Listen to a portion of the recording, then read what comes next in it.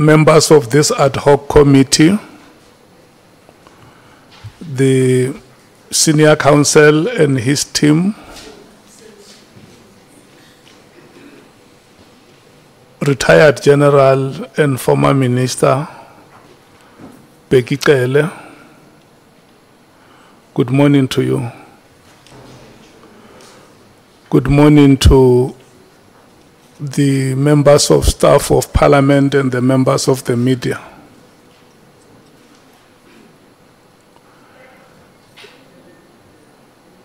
We want to take this opportunity and welcome all of you,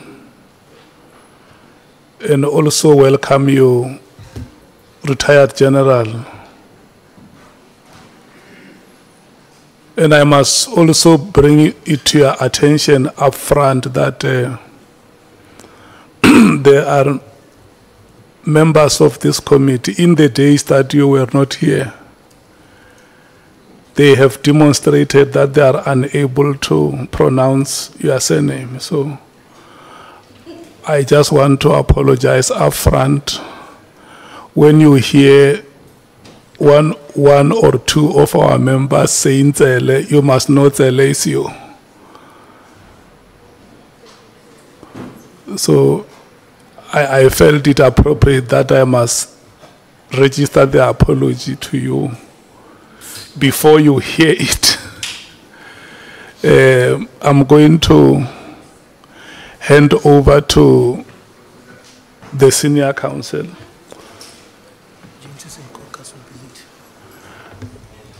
Yeah, or maybe before I hand over to you, SC, just indicate that Honorable James is going to join us later. That is the apology that we have for now. Senior counsel, can I good morning? Can I check with you if you want to assure us that the person who is appearing before us is the proper person? There's only one General Cele.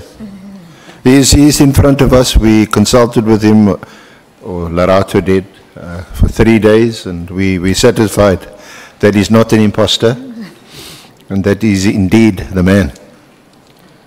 So with your leave, Honourable Chair, Honourable Members, if you could please swear General Cele in as our next witness.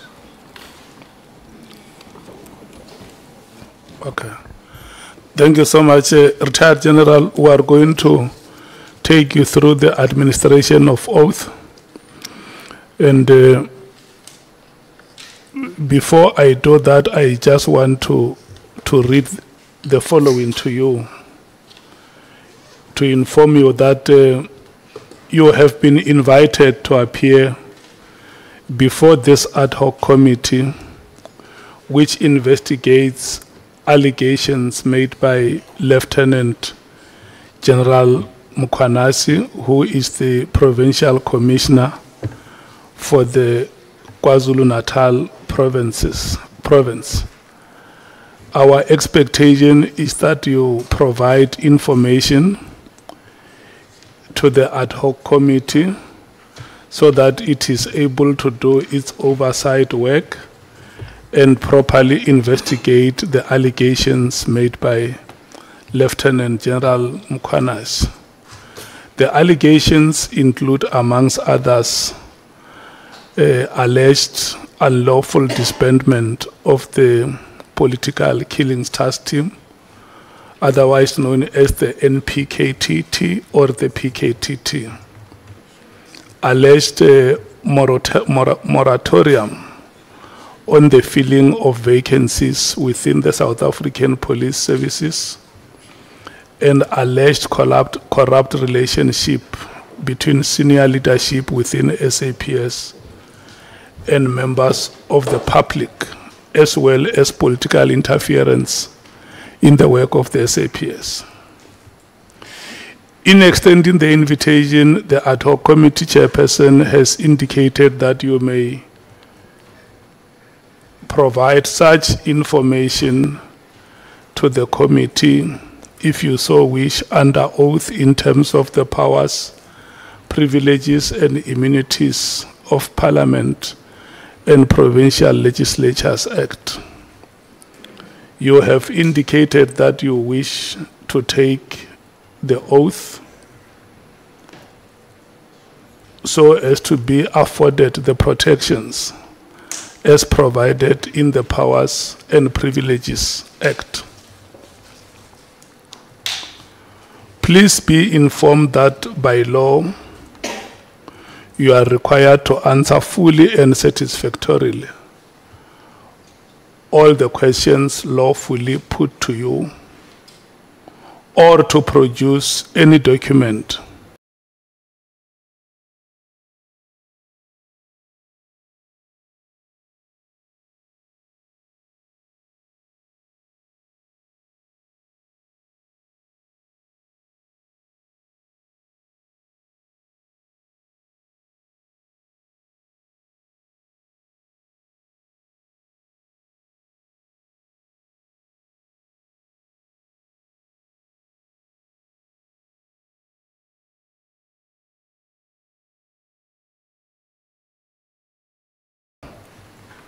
of the inquiry, notwithstanding the fact that the answer or document could incriminate you or expose you to criminal or civil proceedings or damages. You are, however, protected in that evidence given under oath or affirmation before the House or committee may not be used against you in any court or places outside Parliament, except in criminal proceedings concerning a charge of perjury or a charge relating to the evidence or documents required for these proceedings. Please be aware that in terms of Section 17(2) of the Powers, Privileges, and Immunities of Parliament and Provincial Legislatures Act, a person who willfully furnishes a House or committee with information or makes a statement before it which is false or misleading commits an offense and is liable for a fine or imprisonment for a period not exceeding 2 years. Retired General, you are required to take an oath or affirm that the evidence you are about to give is truthful. You may choose to take the oath or affirmation. Which one do you choose? I'll take the oath.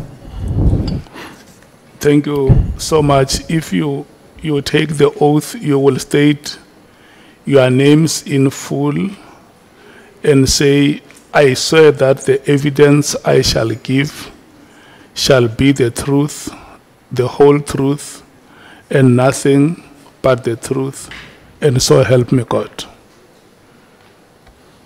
I, Bheki Cele, I swear that the information I'll give will be the truth and the only truth, so help me God. Thank you so much, Retired General. SC, I'm handing over to you. It will be until 13 hours. Thank you, Honourable Chair, honourable members. Good morning, General.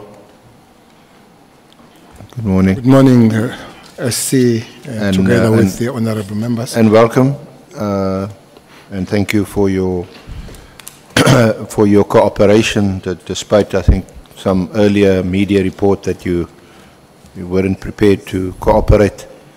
We found you to be most cooperative, and when we arranged to meet you, you had no issues, no problem. You confirm that? No, thanks for that. I was a little bit disturbed when the media said I'm not cooperating, especially one of the KZN paper had a big headline that Cele snaps the ad hoc. Yeah. I've never done that. Even the first corporation, I came here with my own financial steam, buying my own ticket, my everything, but I still came here for consultation. You did. Thanks. I hope you get reimbursed. You know. Maybe the chair will see to that. Yeah, I'll be glad because flights coming down here from Durban are not very cheap. Yeah.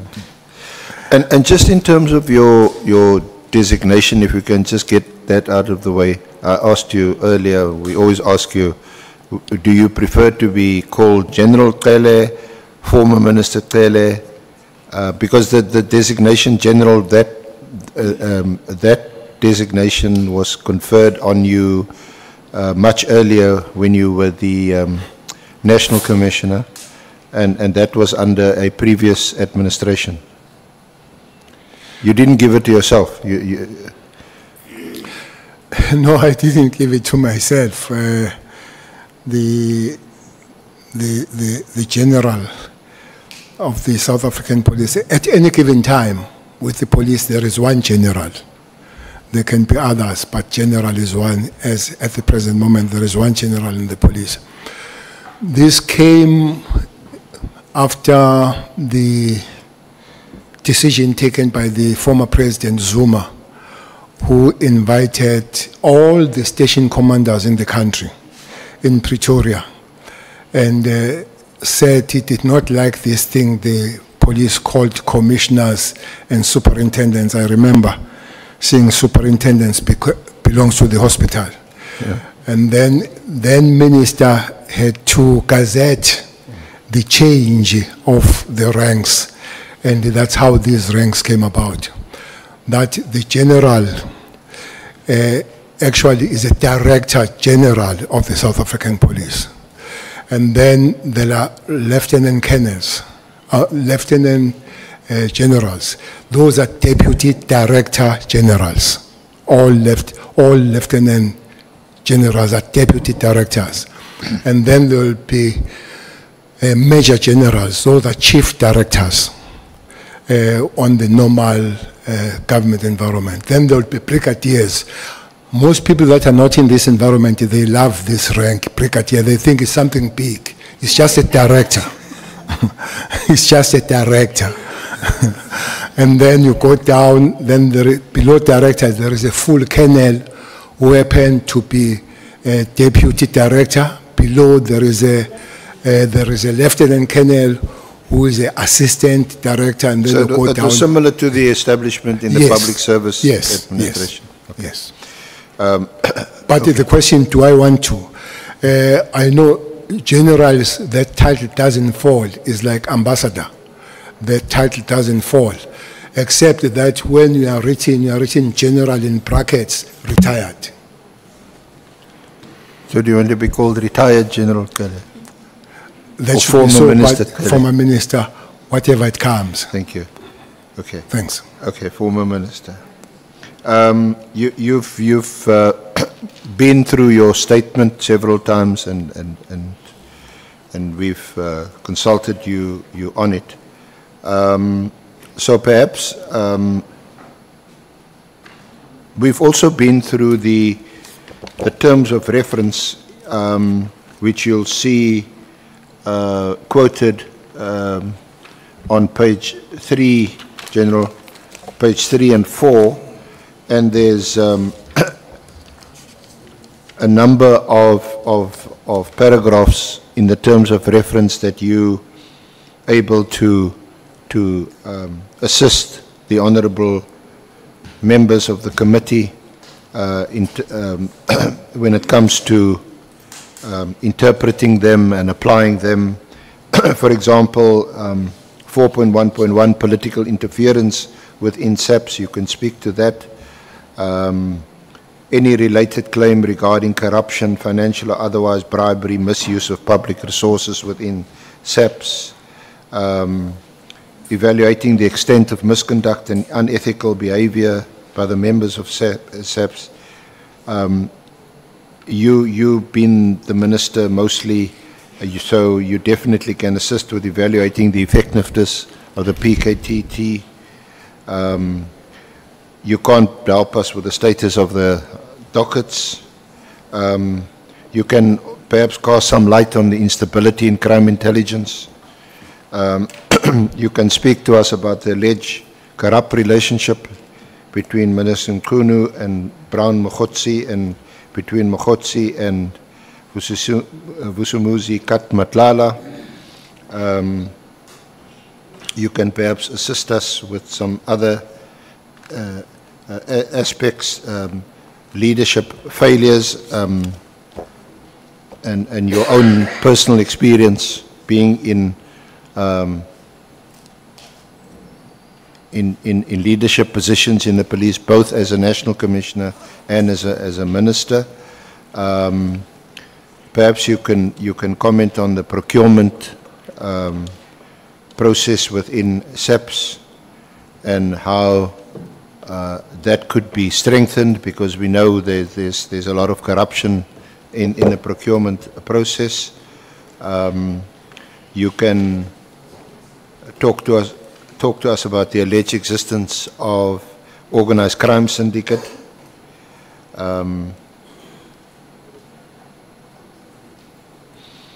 You can also perhaps talk about the failure of any organ of state or member of the executive complying with their legal obligations. Your own experience with members of parliament and any allegations with regard to classified information, especially the leaking of classified information, and how that links with criminal syndicates.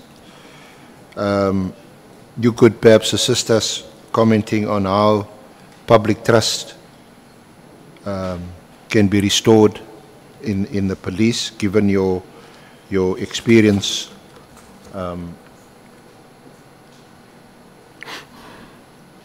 and perhaps any conflicts of interest that within SAPS itself. We know that there's jurisdictional issues between national, provincial, between provincial and deputy national commissioners, and their role that they play from head office, and the PKTT itself as a national unit, but largely focus on KZN, who has jurisdiction. So those are some of the issues you can assist us with. Would it be fair to say that, General? You've got to speak into the microphone. You're never a man short of words. The nodder's not going to pick. They're not going to pick it up. No, that's fine. Thank you. So you served as our Minister of Police from February 2018 until June 2024. You were not reappointed after the formation of the Government of National Unity in June 2024, but rather your successor, Minister Mchunu, was appointed. Now, before that, you had also served as a National Commissioner for 2 years until there were misconduct allegations against you.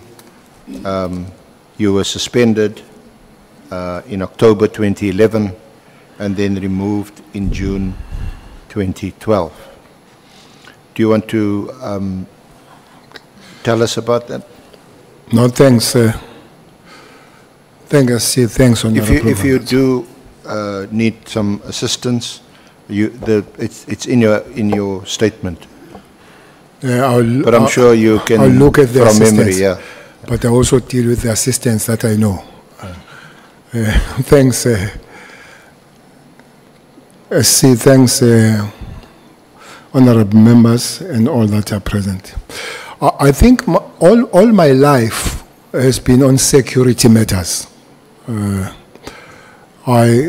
After elections in '94, I was a member of the legislation KZN, and I was the first chair of the Safety and Security Portfolio Committee in that province. And well, I held other positions as chair of chairs and all that, but the main one was that I was a chair of the Safety and Security Portfolio Committee. That was a province which was very violent and a lot of turbulence even after elections. I'm sure the members that come from that province will remember that. When the violence, otherwise mainly political violence, subsided nationally, in KZN did not. There were still some killings. The major killing was on the 25th December 1995. Remember, we've gone for election in 94. In a place called Shoba Shobane, when 19 people were killed on the 25th of December. I'm sure everybody knows what is the 25th of December. So violence went on at a mass level, but later it got a little bit an organized kind of violence. So when one became the National Commissioner, had to look at the mandate of the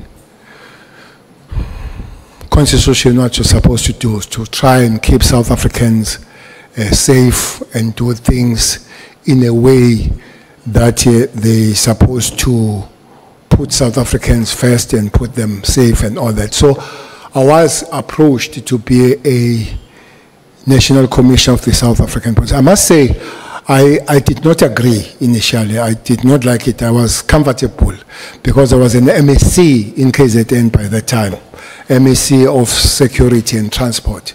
So for me, province was nice and comfortable. I was not very much keen to go national.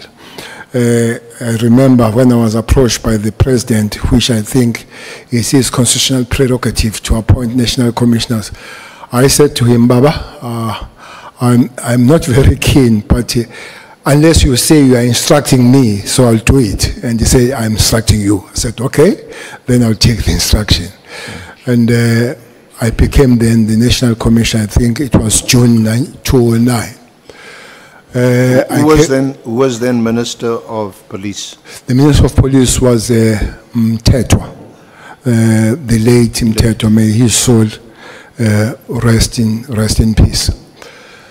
And then I went to be introduced. I was supposed to start 3 months earlier, but JK, who was the National Commissioner, had not been told, and the statute says you must be told 3 months before if you are not going to be appointed again as a National Commissioner. So that's what delayed my appointment, that it came in July 2009.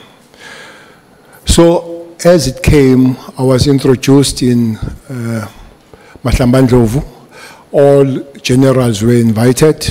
You could see that there was some shock in some other generals that who is this outcomer who comes here when they're on general. But one adapted quite quick, and the working relationship with all the generals was very cordial, with except a few.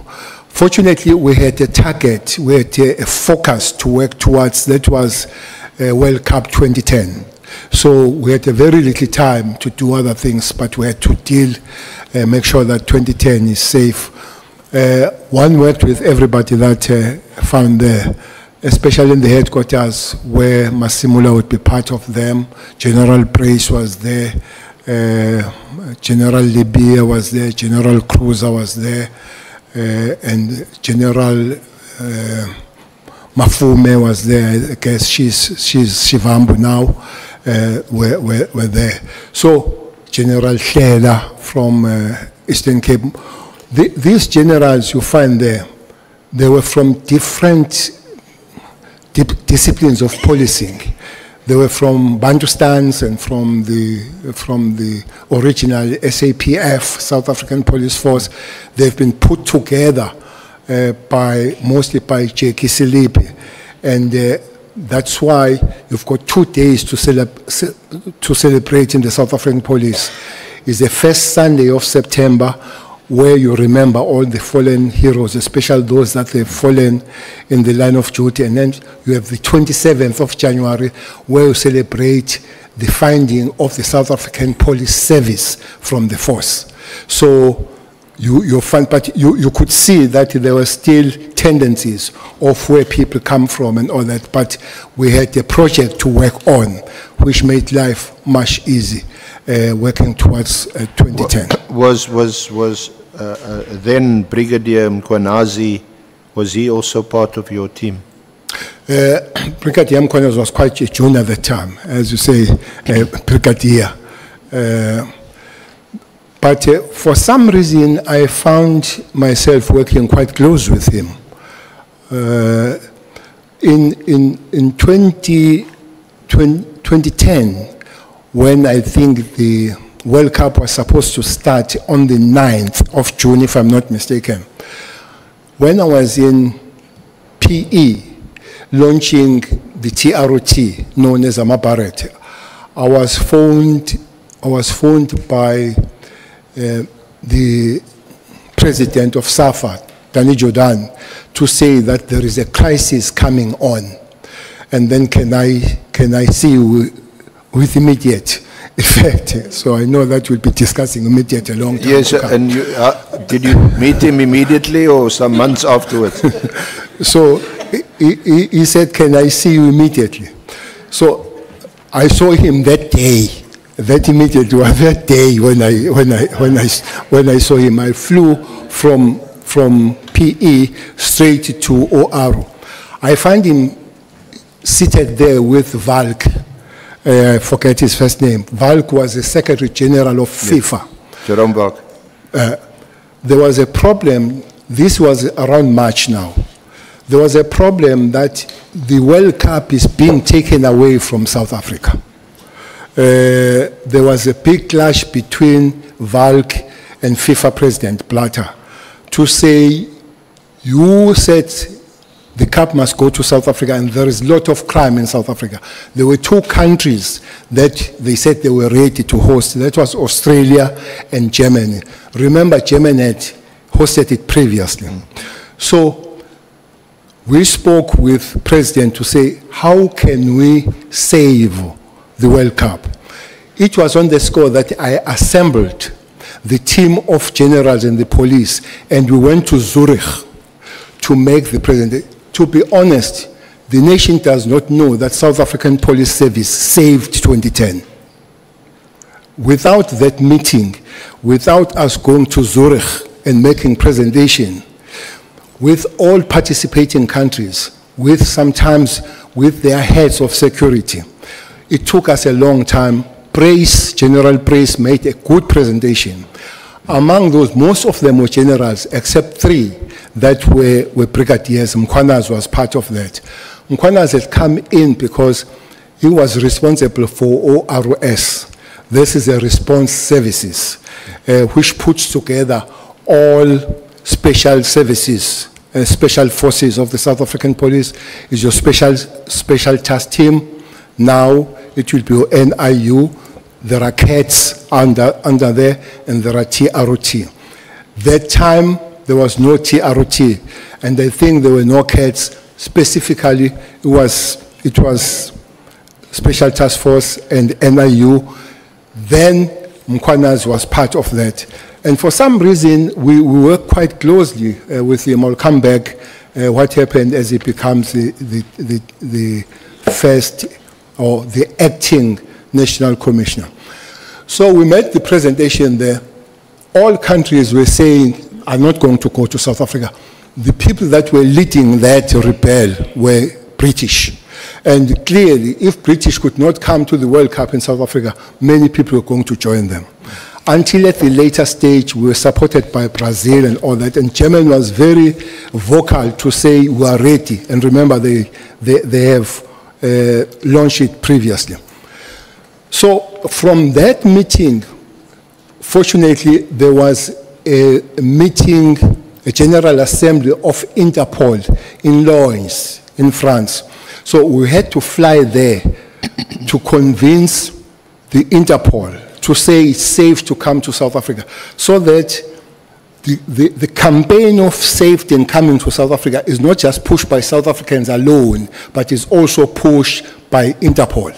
That's how then we managed to work on the 2010 coming to South Africa. So that's why I'm saying that we had a project to work on, so we had not much time of differences among and between ourselves as officials in that particular time. And finally, 2010 did come in South Africa. Yeah. I think most, if not all, South Africans are indebted to the work done by the police during 2010. It was probably the high point of the trust that people had in the police, or maybe the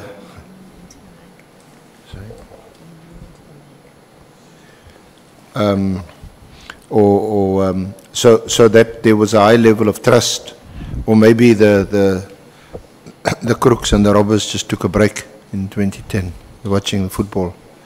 But seriously, it was a high point in this country. But for you, the honeymoon was over in October 2011 when you were charged with some misconduct. Just tell us briefly about that, and also then your removal. Yes, it is true. I think we continue to work very well as a South African police. Quite several benchmarks. For instance, we managed to establish what is known as SAPSET, South African Police Service Education Trust, was established at that time under that management. It's quite big today. I know that its job was to help the young orphans produced by the death of the officers that dying on the line of duty. So those were things to do. One other thing was the well-being and welfare of the police. We wanted to see them fit. They behave better. So we also negotiated. South African police, even today, they've got a special reduction of about 20 to 30% with Virgin Active in the country. It was negotiated at the time to work on that. So quite good things happened in that time, working with the collective of the management in that particular time. Yeah. One report we received was the fact that the Waghuis is a headquarters of the South African police in Pretoria, was condemned as a building dangerous. For instance, if you go there on the rainy days down, there is just the Mississippi River water, the stagnant there, and all that kind of stuff, and the lifts are not working, and but every office has an overpopulated with paper, so it was condemned. We had to get the new premises. So it is on that score that I signed the need. What happens?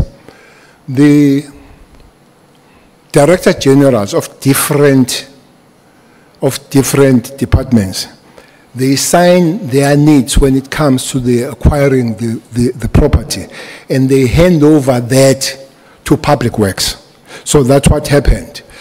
So Public Works had to negotiate further how we get the building.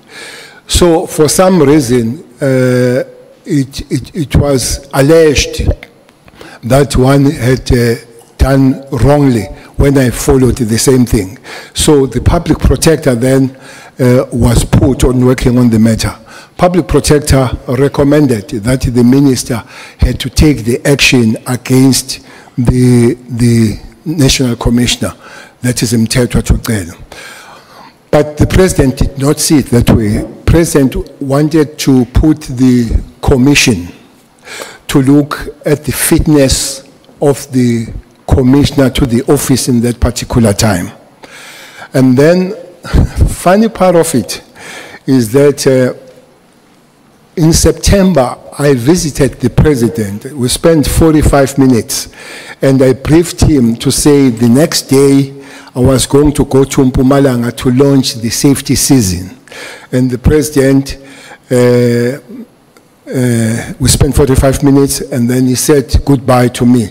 He said it in Sizulu, "Tuhambe kahle mfana kithi." So I didn't know that I was going forever. But and then I left.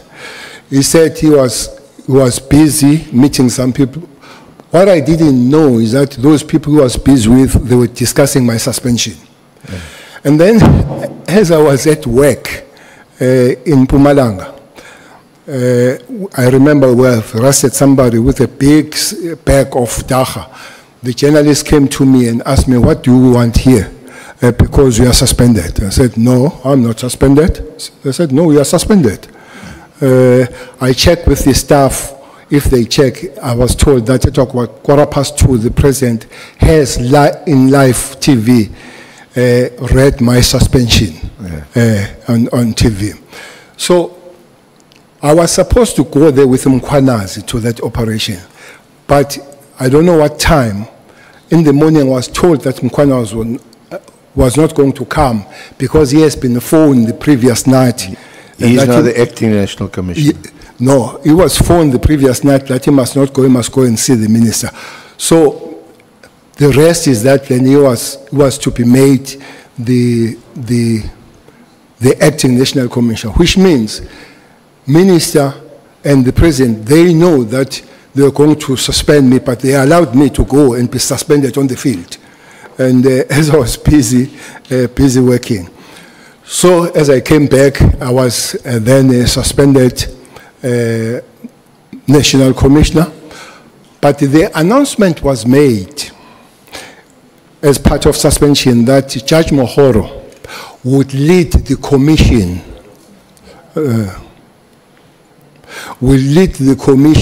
that will check the fitness of the office. And then one had to sit and wait for that time to come. But at a later stage, it was changed from Mohoro, and it was made Moloi from Free State. And I was told that the minister phoned the president and told him that the minister was too close to Judge Mohoro because she was working as one of the trustees of the Education Trust, which was chaired by Smangaliso Mkajwa. So they felt that he was too close, maybe it would be biased towards Cele. That's why they changed and they brought Moloi from Free State. I must say that commission was very much loaded against me.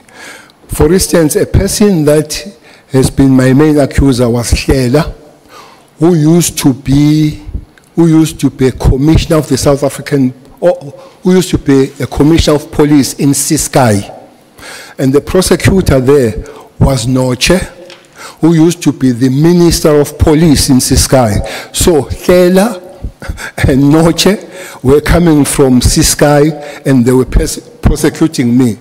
But one person that was there was Judge Madanga, who was one of the leaders of the... He was the evidence leader. Yes. And then finally the decision was taken. I was found not to be fit for the office, and then I guess in 2012, then I was fired. But we know that you subsequently challenged that decision. You took it on review, and it was granted in the High Court, although it was not opposed by the South African Police or the Minister of Police, and you were then cleared.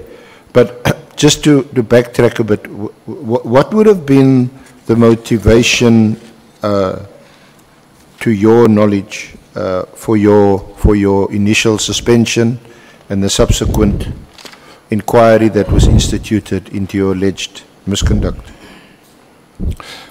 Well, I don't know. Maybe it will be accumulation of being delinquent, because there were orders that I refused to take. Maybe the first one was to suspend Mchunu. Mchunu was suspended by me. Richard Mdluli. Yeah, Richard Mchunu was suspended. Was he the head of crime intelligence yes. at the time? Yeah. Funny enough, Mdluli was employed June when I was coming in July. And funny enough, is the only Lieutenant General I know that was interviewed by the panel of ministers. Usually it will be the officials, the DGs and all, but he was, I think, if I remember, there were about 3 of them. The one I remember was Mtetwa and Cele and the others. So he came there before the National Commissioner came. So that created some problem between the National Commissioner and the head of intelligence.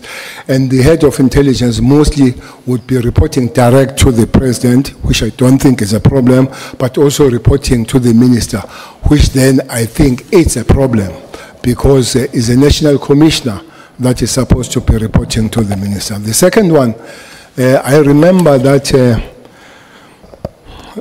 both the minister and deputy minister was Deputy Minister Mbalula and Mtetwa. They came to me and they said they have been sent by the president and instructed them to tell me to fire General Shabalala. Sean Shabalala was the head of PSS. I didn't have the reason of firing him. Instead, I shifted him from PSS to IT, where he went to grow the IT of the South African Police. So there were quite some few of those things that I thought it would not be proper to follow all those instructions.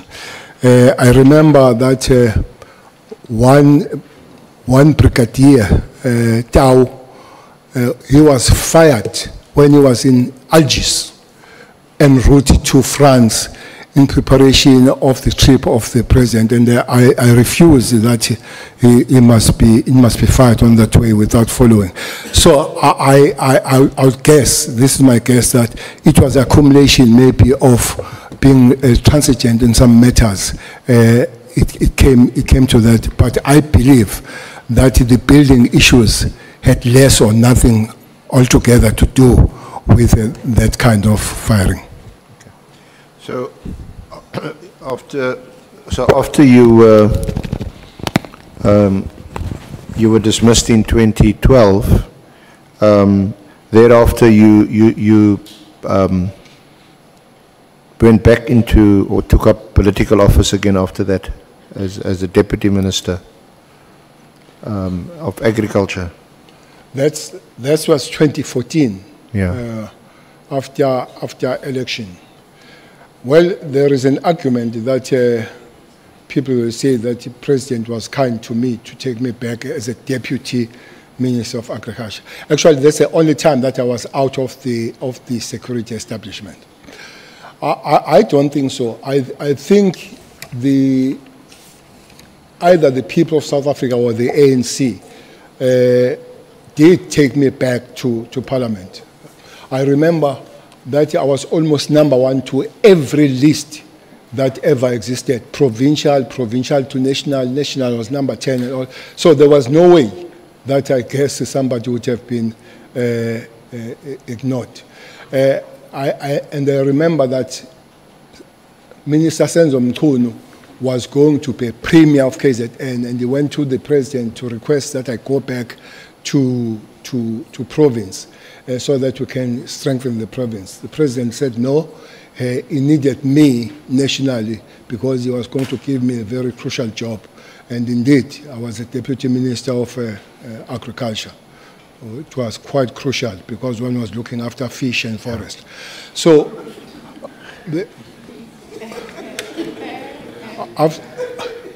after that, then there were elections, or there was a conference of the ANC which changed the guard, and Ramaphosa became the president. And then we went for the election, and President Ramaphosa, and then appointed me then on February 2018. Remember, that was still the 5th administration. It was not 6th administration yet. It was the 5th. So I became the minister on the 5th administration for the first part of the year before we went for elections for the 6th administration. So there where then the question of this political killing task team comes in, because it was formed in the 5th administration, not on the 6th administration. So, before we come to your tenure as Minister of Police, can we just discuss or get your views briefly about the allegations that gave rise to this, the establishment of this ad hoc committee, the allegations made on the 6th of July by General Mchunu,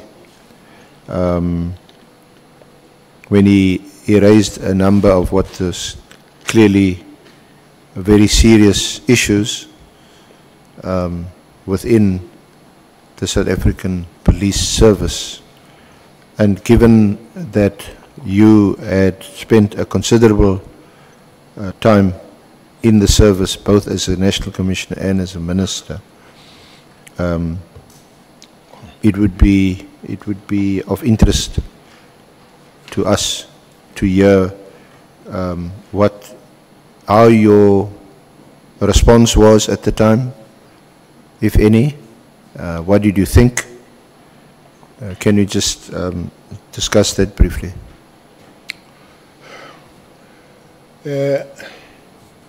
Yes, I was at the gym when I was phoned. At the gym? Yes. Oh, you still got the 20%? No, that was for the junior officers, not for ministers and the top brass. Those they don't have 20%. That comes from colonel down to the constables. So they still do, but I don't. Even as a pension, I still pay a full amount. So I was at the gym when I was told that the Provincial Commissioner of KZN, Lieutenant General Mchunu, is making the appearance there. So fortunately, I was towards the end, so the gym is not far from where I stay. So indeed, I found him on the screen. But I could see that he was in a full gear, a full gear of special task force with some members of task force and the members of NUU, and almost all district commissioners were seated, if not all, maybe one or two. And I guess there would be about 11 districts in KZN. So they were there.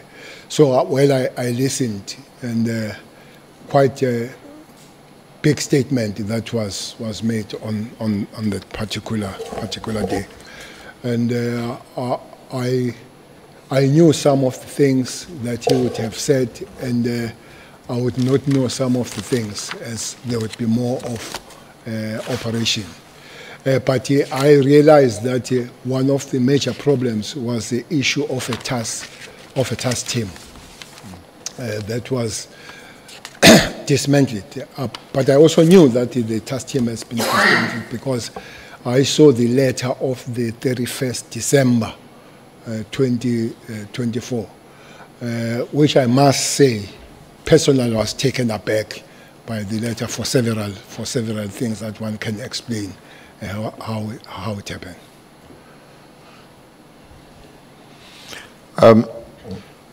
Did these allegations made by General Mchunu during the press briefing, did it surprise you? Did it take you aback? Were you, what was your reaction? Well, some surprised me, especially when he called SBI a criminal. That surprised me. But look, I'm not a police officer, so I would not know what is an investigation, what makes a police call the police that way. But whatever was said, I felt it had to be investigated further to find the facts on the matter. But in the portion that I did not know was the group of officers that have been sent to assist the investigations in Gauteng. I did not know that, which is not a problem, because as a minister, there are operations that you know, there are operations that you don't know. There are quite operations that are covert, that very few would know, that is accepted and known to the police. And there are those that they can be initiated by the minister because the communities have raised that issue. But the minister cannot go establish or disestablish. So you still have to go through the national commissioner for establishment and disestablishment. So there are few of those that I will remember. By the way, this one is part of it, though on a larger scale, because it was announced by the president, calling the interministerial. But there are some of them. For instance, if you go to Manguzi, there is a lot of problem between Mozambique and South African border. It's called Operation Kotwemvubu. That is ministerial, but established by the national commissioner. One big operation, quite big, is what is going on in the Western Cape. Initially, it was called Operation Thunder. That started almost on the same time with the PKTT. Operation Thunder was changed later to be Operation Lockdown, and that still continues. It's one of the biggest. I don't have figures of finances, but I can assure you that is not cheap, because while I was still there, in 25 months, we paid 116 million for that operation. And it has not been scaled down ever since up to this point, though it has changed the name. It's still continuing here in Western Cape as Operation Lockdown. So it's an operation where almost every second month, police from different provinces are invited to come in Western Cape, and all those police SC, they live in the hotels, 200 of them, and there was a negotiated price for them to be, which was 800 rands a night for a single police in the hotels. So you would imagine that is expensive for 200 people to sleep 800 rand a night in the hotel from 2018 up to this point, because it's still continuing. So it's not true that it's only PKT that has been operating and paying money for. There are other operations that have happened. This Operation Thunder is one big of them. One most expensive that is still continuing is Operation Valumkoti. That one deals with the illegal mining. Again, that one is not ministerial, it's interministerial, because it was also demanded by the president, and the JCPS cluster sat down and invited other relevant departments. One was the Department of Minerals, because it was touching on them.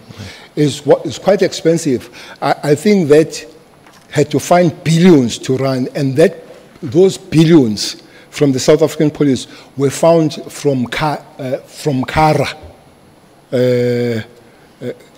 Were paid from Kara. Kara, if I'm not mistaken, is a criminal assets recovery account.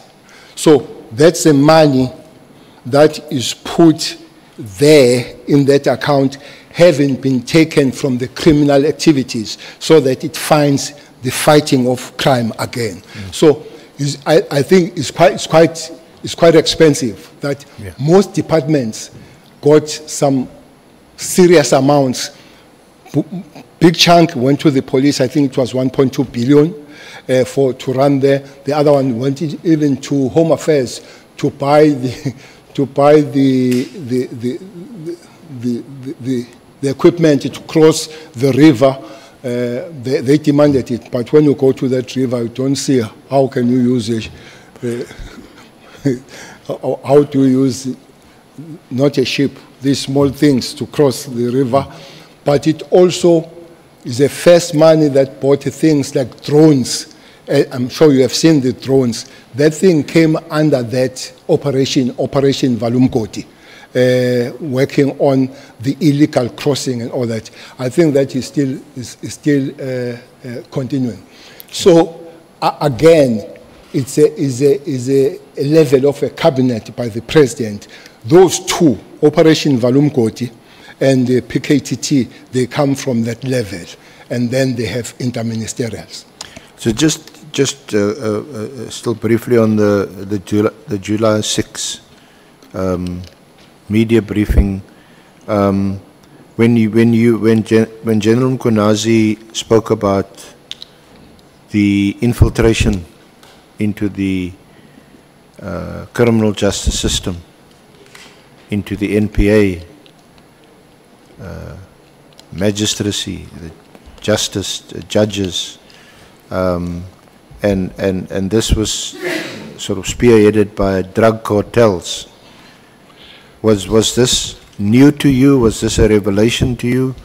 Or has this always been the case? Or is it just a recent development or phenomena? Your comments on that? General Mchunu is not the first one who made this allegation of this infiltration.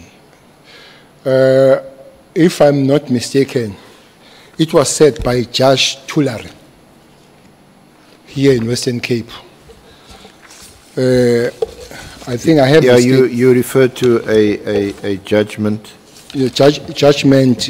It's on page 6 of your statement, General. Yes. Well, the members, I guess they have it, but the judge, this is before Mchunu, where he says, maybe reading that the evidence further shows that the 28 gang and the mobsters in particular are breathing heavily on the necks of the public prosecutors, not only the police. He continues to say, these are prosecutors who guide the investigation of organized crime and institute criminal proceedings against its members. Such prosecutors are under constant and permanent threat to their lives and that of their close families. The evidence also shows that the mobsters have now moved gear upwards and are interfering with the decorum of the courts and the independence of the judicial officers. So this is the judge saying, not Mchunu. So Mchunu is saying this thing much later than the judge has pointed this thing. And testing the judicial oath of office, especially the word without fear. SC, there are things that frustrate if you work with police. Now, across the justice system, one major problem for the police is something called bail. Well, I'm always told that is a constitutional right.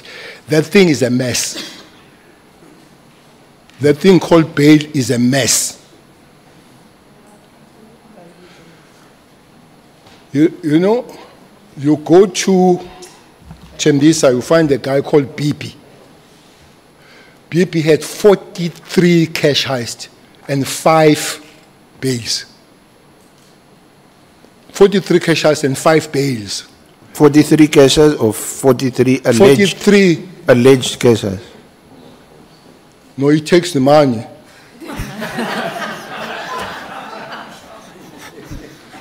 Maybe it's not alleged if he doesn't take your money.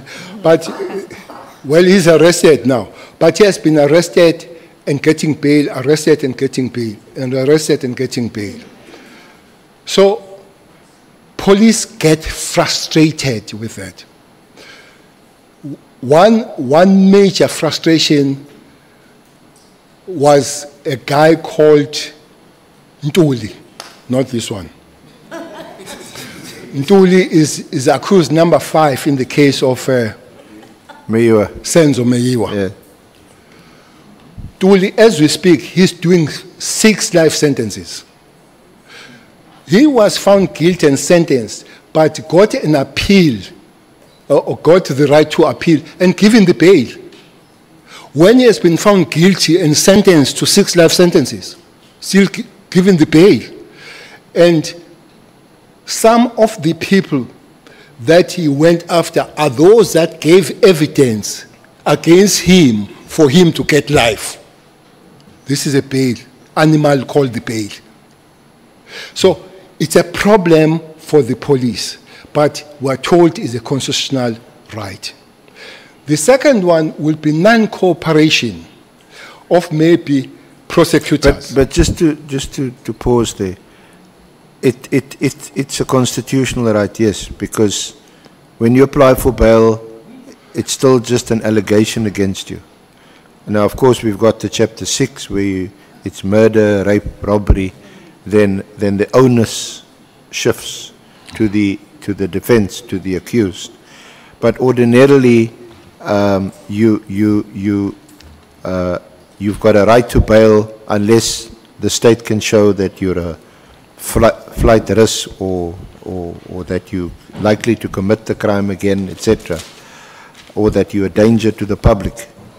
But what we need to understand, is the problem bail, or is it because, for example, the cartels and which seems to be suggested by Judge Tulari in his judgment, like the 28 gang, 27 gang, big here in the Western Cape, that they've infiltrated also the prosecutors and the magistrates. Is that part of the problem, or is that not the problem? Or is it a problem that bail is too readily? And the judicial officers. And the judiciary. Yeah. And the judiciary at first instance, very rarely, they hear bail appeals, but you don't go to a judge to get bail unless it's during the middle of the night. I think Mlife's one was heard by the judge, eh? What's that, General? TK Mlife one was heard by the judge. Yeah. And they granted it. Well, okay. So I'm saying it is rare, but it does happen. It's a problem. I'm not a lawyer. I hear the Schedule 6, the Schedule 5, that if you repeat and all that, lawyers can talk on that. But I'm saying, if you are going for cash heist, you prepare. Part of your preparation for cash heist is to eliminate whoever is on your way. So you don't carry the broomstick. You don't carry the yellow dust. You carry things that will give you an upper hand in dealing with that. Hence, police die. Now, you go for the first cash heist with all those things. You go for the second one, you got the bail. You go for the third one, you got the bail. It's a constitutional, I'm not denying that. But what about the police, that they arrest this person and they still have to encounter the same person on the field and they exchange fire again? The third time they count on and they exchange fire again. What about those? It is not the magistrate or the judge that exchange fire there, or the police. Maybe it's unfair, maybe it's a constitutional, maybe it's a legislation thing, but it is a problem for the police, that kind of thing, especially those serious cases. Many people that rape and kill are on bail. People that maim, rape and kill after they've been given the bail for the same thing. So I'm just making the point, I'm not talking about changing or right or wrong, but from the side of the police, that will be the problem. So what Mkhwanazi is saying is not the first time. Hence, it will be important that those things are investigated. But the other thing that would have been there are police officers, many of them, that have been arrested before Mkhwanazi made the statement, which then confirms the case that there are police that are corrupt. But there are prosecutors too. You see, especially this province, there are prosecutors that they say they can't give that. If you say enroll the case or you get the warrant of either arrest or what, they say no, I'm not going to put my job on jeopardy. Here, there is an interesting case here where the warrant of the search warrant was given to search one gentleman called J.P. Smith, his premises. But the very same magistrate who gave that, when it was taken to court, he refused to give the evidence that indeed I did. So that is that fear fact that Judge Turan is talking about. So sometimes I get worried that this process concentrates on police when the allegation by Mkhwanazi was across the justice, when the pronunciation by the judge was across justice. But I do find that the concentration here is on police, and let other people go. SC, the biggest crime in South Africa is planned in prisons. There where the real planning takes place, in prisons. I hear less about that. You see, we arrested one guy here called Barra. Well, he was shot and killed in the exchange of the police somewhere in Eastern Cape. Barra was a young man of 30 years, and he was charged with 19 dead bodies. He was 30 years himself, was a teacher by profession here at Kailish. He was charged with 19 dead bodies. Were arrested, taken to Polsmo. He was found in Polsmo with 30 live ammunition, bullets, in prison. I'm sure it did not work with them there. I'm sure it's not other prisoners. It's somebody that brought those things. We were told he was waiting for the gun, which means he was going to use. So that chain, for me, I find it limited here to police. When there is this problem from the very beginning, which is the police, to the very end, which is the correctional service. Yeah, that's what General Mkhwanazi also, he includes correctional services. I hope somebody will look at the correctional service. How do they communicate? If you go to any correctional center today and you take cellular at 11 and you go there at 5, you'll find the new ones. You'll find the new. Who bring them? And those cellular, they don't work there. That here we are, phone. Somebody brings them there. And who is that? You see, we are phoned from prison. This guy phones me. He doesn't tell the name. He says, Cele, Ndos, he called me Ndos. Phone from somewhere in Escort. There are 3 people that are ready to go and kill Nkosi at Ulundi. They are having 3 AKs. They are in this lodge. He called by name. I phone Mkhwanazi. I say, Mkhwanazi, there is this thing. This guy refuses to tell you. Mkhwanazi goes there, he finds exactly that. He finds exactly that. 3 AKs, 5 of these guys there, ready to go and clean, because there was an exchange of fire. Some of those guys died. He finds exactly that. This information comes from prison. Okay. General, I'm sure you can give other examples. But you seem to confirm General Mkhwanazi's statement in that regard, that the correctional services is also infiltrated. And we know that from the now pretty notorious case of Thabo Bester, where you organize your own escape and you leave a body in your cell. But let's move on from there. Let's talk about the when you were appointed minister in 2018, and then the establishment of the interministerial committee. Chairperson, there has been a problem in KZN of political violence en masse, but after elections, it was some sort of organized kind of, and then the people were dying, especially at the level of local leadership politically, and also the councillors. I've listened to say that it was more of the ANC councillors. No, it's across the board. Quite several of the NFP, ANC, IFP, even the EFF, DA, as we speak now, we're dealing with it. Those that are dealing with it, I left when they were dealing with it at Mpofana. The councillor that killed the family stood outside and banned the whole family and said his house has been banned. And I'm sure that guy didn't know that there's something called forensic. And the forensic discovered that he has done it, he has been sentenced and all that.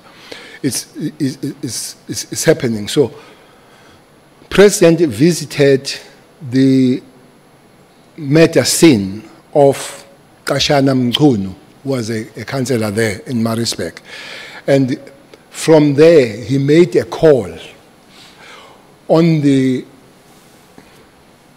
ministers of, I guess, were 4 ministries. That was police, defense, justice. This was together with the correctional service and state security. So he says the ministers of these ministries, for me, interministerial is made by ministries rather than ministers. That's my understanding. That interministerial is made by ministries. Why so? Because those ministers immediately went to KZN. Was a Minister of Police, Cele, was a Minister of Justice, Masuta, was a Minister of State Security, Duba. The term was a Minister of Defense, Mapisa Ngagula. And then, when the elections came, and then there was a Minister of Police, and there was a Minister of Justice, who's not Masuta now, but Lamula. There was a minister later, Mdise, and there was initially, there was only a deputy minister when it comes to state security, which was Zizugodwa, and later Nchabeni came on board. So they continued with the interministerial because these ministries were there. So interministers is ministers that move, but ministries, they stay there, and whoever is there continues. That's how I understand. So what was the mandate of the interministerial committee? The mandate was to go to KZN, specifically, sort the political violence, the matters that were taking place there, which were quite bad. Almost every week, a political figure was dying there. So, was to go there and sort that thing, investigate, arrest, prevent, and stabilize. the province. So when we went there, there was a committee, or there was some sort of a team that was provincially working there, led by General Kiliza, and then there will be Brigadier Makashalala, who is here in Western Cape now. There would be Chiga, who was a head of intelligence in KZN. We sat there as this interministerial. We were given the report. We all agreed, without taking it further, that there is a zero work on this death that is happening here. So we had then, according to the interministerial, try to start something better. So different ministers had to work on their departments. I remember that there was a big meeting of officials that was called. I can't remember, but Dr. Kulube was in defense, were there. I think the DG of Justice were there. The DG, National Commission or Provincial Commission of Correctional Service were there. Those officials, they had to go and hash the plan and report to the interministerial. How are they going to do what the interministerial, under instruction of the president, had to do? So it was a multidisciplinary team that was going to be established. Indeed, from different departments. Exactly so, exactly so. But most prominently would have been the police and prosecutors, because prosecutors had to direct the investigations. But one department that is not mentioned now and again that played a prominent role was correctional service. Why correctional service? Because people arrested, they still gave direction from prisons who to eliminate and all that. The only cutoff was to take people to Kokstad, so which is a prison where you can't communicate with anybody. So the Minister of Correctional Service had to make the way and open that most of people that are arrested under this killing must be taken there. The other thing that was requested there, these cases were delaying, so was if we could get the special courts to deal with them so that they're gone through and then people are arrested and all that. So these departments were really working together, from the ministers to the top officials and down to the real team that was working down there. General, can I just refresh your memory? Can you go to Annexure BC2, which is on page 11. It's an annexure. Annexure. BC2 on page 11. BC2. You got it? I'm going to tell you the annexure.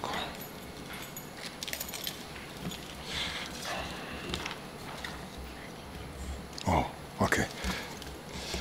You see, those are described as speaker notes by the Minister of Police, Bheki Cele, political killings, and it is dated the 3rd of, is that August?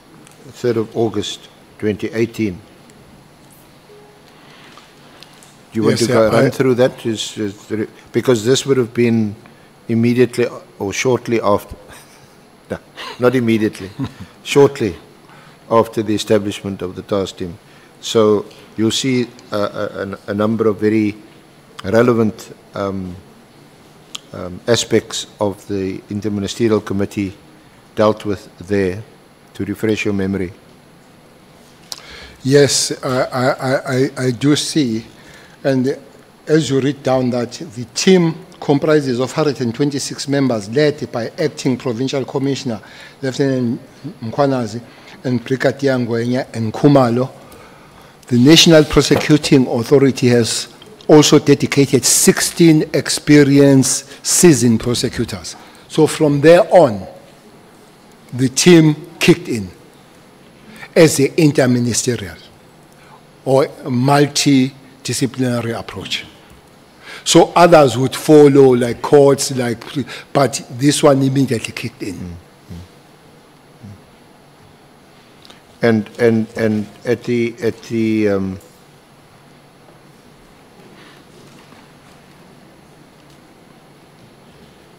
and subsequent to this, the Mchunu and Khumalo, they would report on a 2-yearly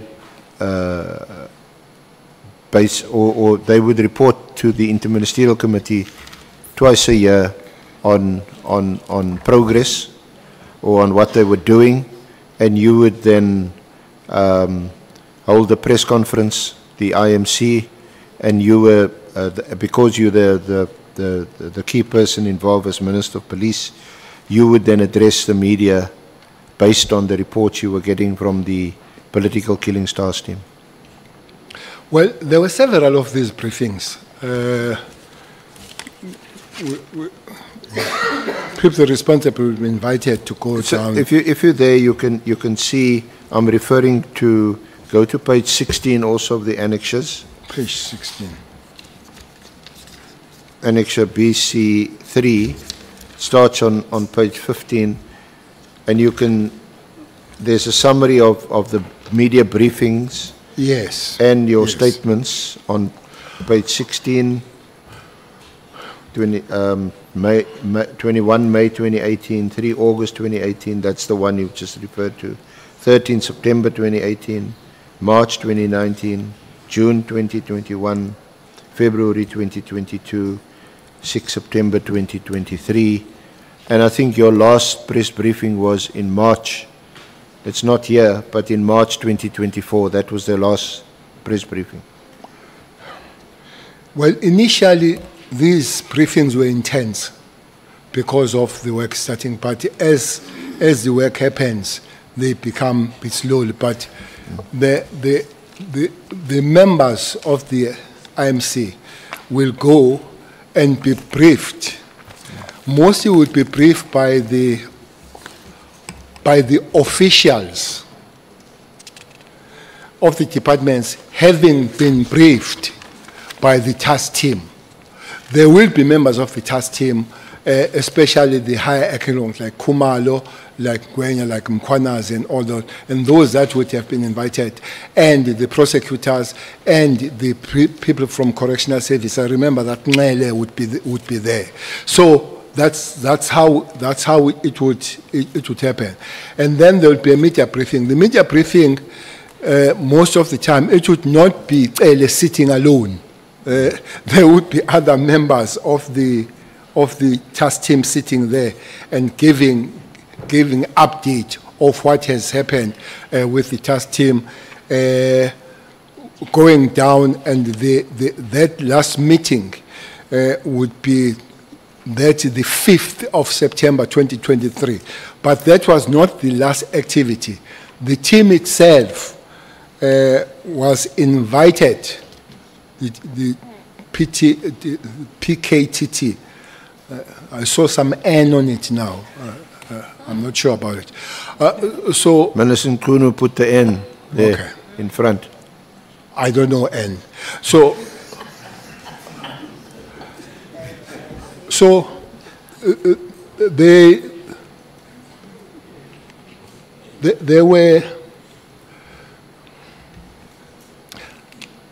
there are two things towards the end, towards the election, that this team was doing. There is a major operation that they do at Kwanongoma, where Mpangazita comes from, where in the municipality, they have arrested the municipality manager, the finance manager, and the supply chain manager. They are all arrested by this team. So I had a lady called Diaz asking. Before you get to the lady called Diaz, fine. Can I please interject you? Okay. You referred also to the 5th of September. That's 2023. That's an important meeting, an interministerial committee meeting. Can I refer you to paragraph 47 on page 17 of your statement?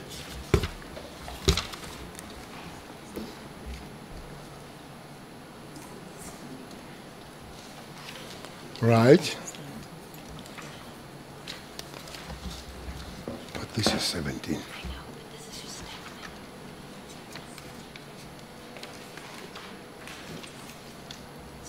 Okay. Because this is important in the context of Minister Mchunu's evidence or contention that the PKTT had been dissolved. Okay. And that it was, according to him, an illegal, unlawful structure since 2022. So just talk us through some decisions that were taken at that meeting on the 5th of September and who was in attendance. Well, I'm sure the whole minutes could be available. So, present in that meeting, I think it was Cele, Lamola, Matale, and Mchunu and the Premier of KZN apologized. So that was interministerial then. And then I think 4 resolutions, that is on the 5th of September, it was attended, it was Lamola, Matala. But if you go to resolutions, Yeah. 47.1, the first resolution was that Minister Lamola would engage the NPA on the matter of dedicated courts for political killings, which means there are activities of this committee that are still going on, have not been accomplished. One of them is this court issue. The second one is, the second resolution was the Minister Lamola was to deal with the issue of transfer of prisons to Kokstad prison. There was a problem there. They will be transferred, and unknowingly to the team and the investigating officer, somebody will take them back to where they come from and continue with their activities. So the minister had to deal with this, that those that are taken to Kokstad, they stay in Kokstad. Fourth one was that, third one, resolution was the success of the PKTT would be communicated in the media briefing to be held on behalf of the IMC. The media briefing eventually took place on the 6th, 2023. Obvious. The final resolution was that the PKTT could not dissolve and that it must continue. That is the 5th September 2023 decision taken by the interministerial. Okay. So, what is your response to Minister Mchunu saying that the PKTT was disestablished? By who? Already since 2022. Disestablished by who? Well, it's not quite clear what he's saying, who said so. I think we have asked him, I think honourable members of the committee asked him, and that it's an illegal structure. The President instructs the ministries. The ministers go there. The ministers call their relevant top officials of the department to bring all components together. They come together. The team is formed. The team starts the work, and will agree. Maybe you are not going on details of the success and all that. It continues up to the end of the 5th administration. Comes the 6th administration, it continues. And these interministerials, as these ministers, the new under the ministries, they are there. And it goes for election 2024. This is there. I don't remember anywhere as the chair and those that we're working with talking about dismantling this team at all. What I would also remember is that, I guess, if I'm not mistaken, on the 7th of March 2024, the same team went to brief the president about the activities that they were doing in Fort Hare, since it was requested by the president to look at the matters of we can come, how it came about on that one. So this is now March 2024. We're going for election March, May.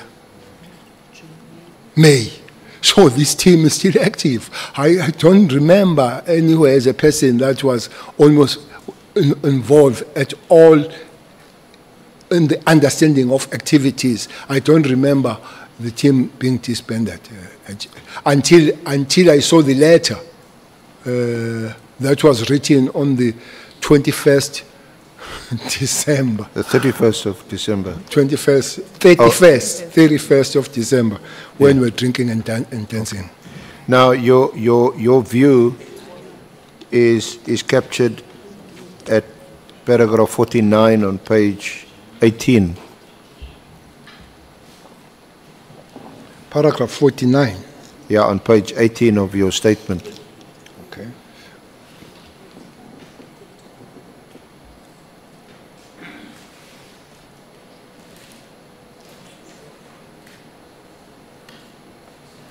Yes, it is there. That's how you want to read that into the record?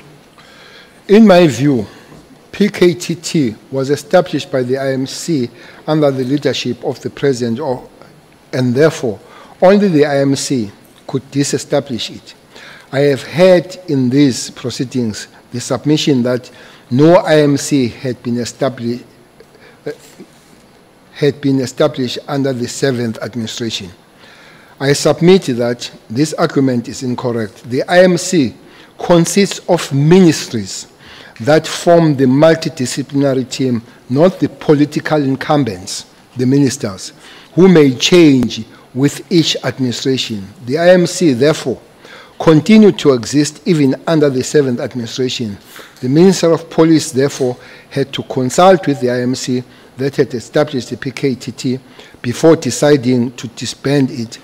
Any disestablishment of PKTT would also have to be done in consultation with the departments that form part of the steering committee of the IMC that had oversight over the PKTT. I can add to say there is also a JCPS cluster. If maybe it's not very clear with the with the existence, JCPS cluster, which Minister of Justice and Minister of Police are co-chairs. It could have been discussed there. Maybe if really it doesn't, it could have been, the clearance could have been sought from the President that there is this, what do I do, does it exist or not? But you cannot just one swallow that makes summer here. Which is a Minister of Police that does not take on board the rest of everybody that is there to talk about this thing. I'm not going to make a conclusion whether it's illegal. I'm not a lawyer, but procedurally, I do not agree with it.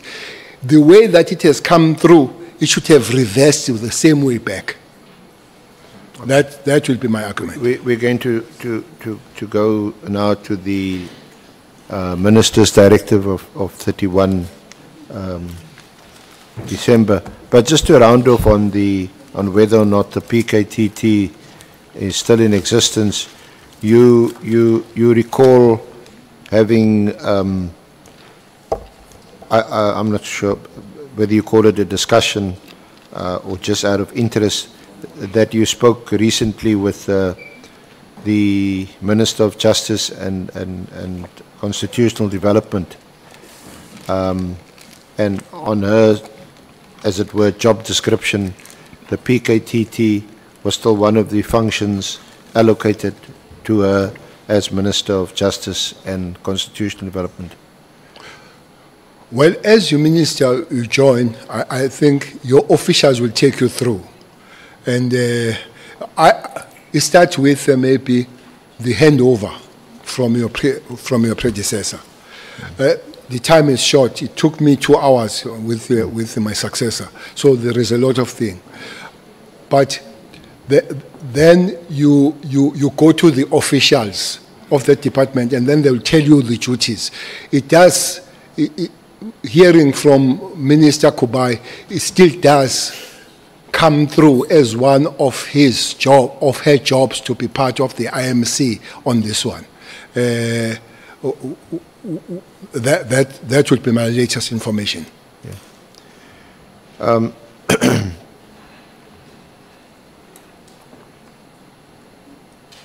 The directive of the 31st of December 2024, you'll find it next to your statement as Annexure BC4 on pages 49 to 50.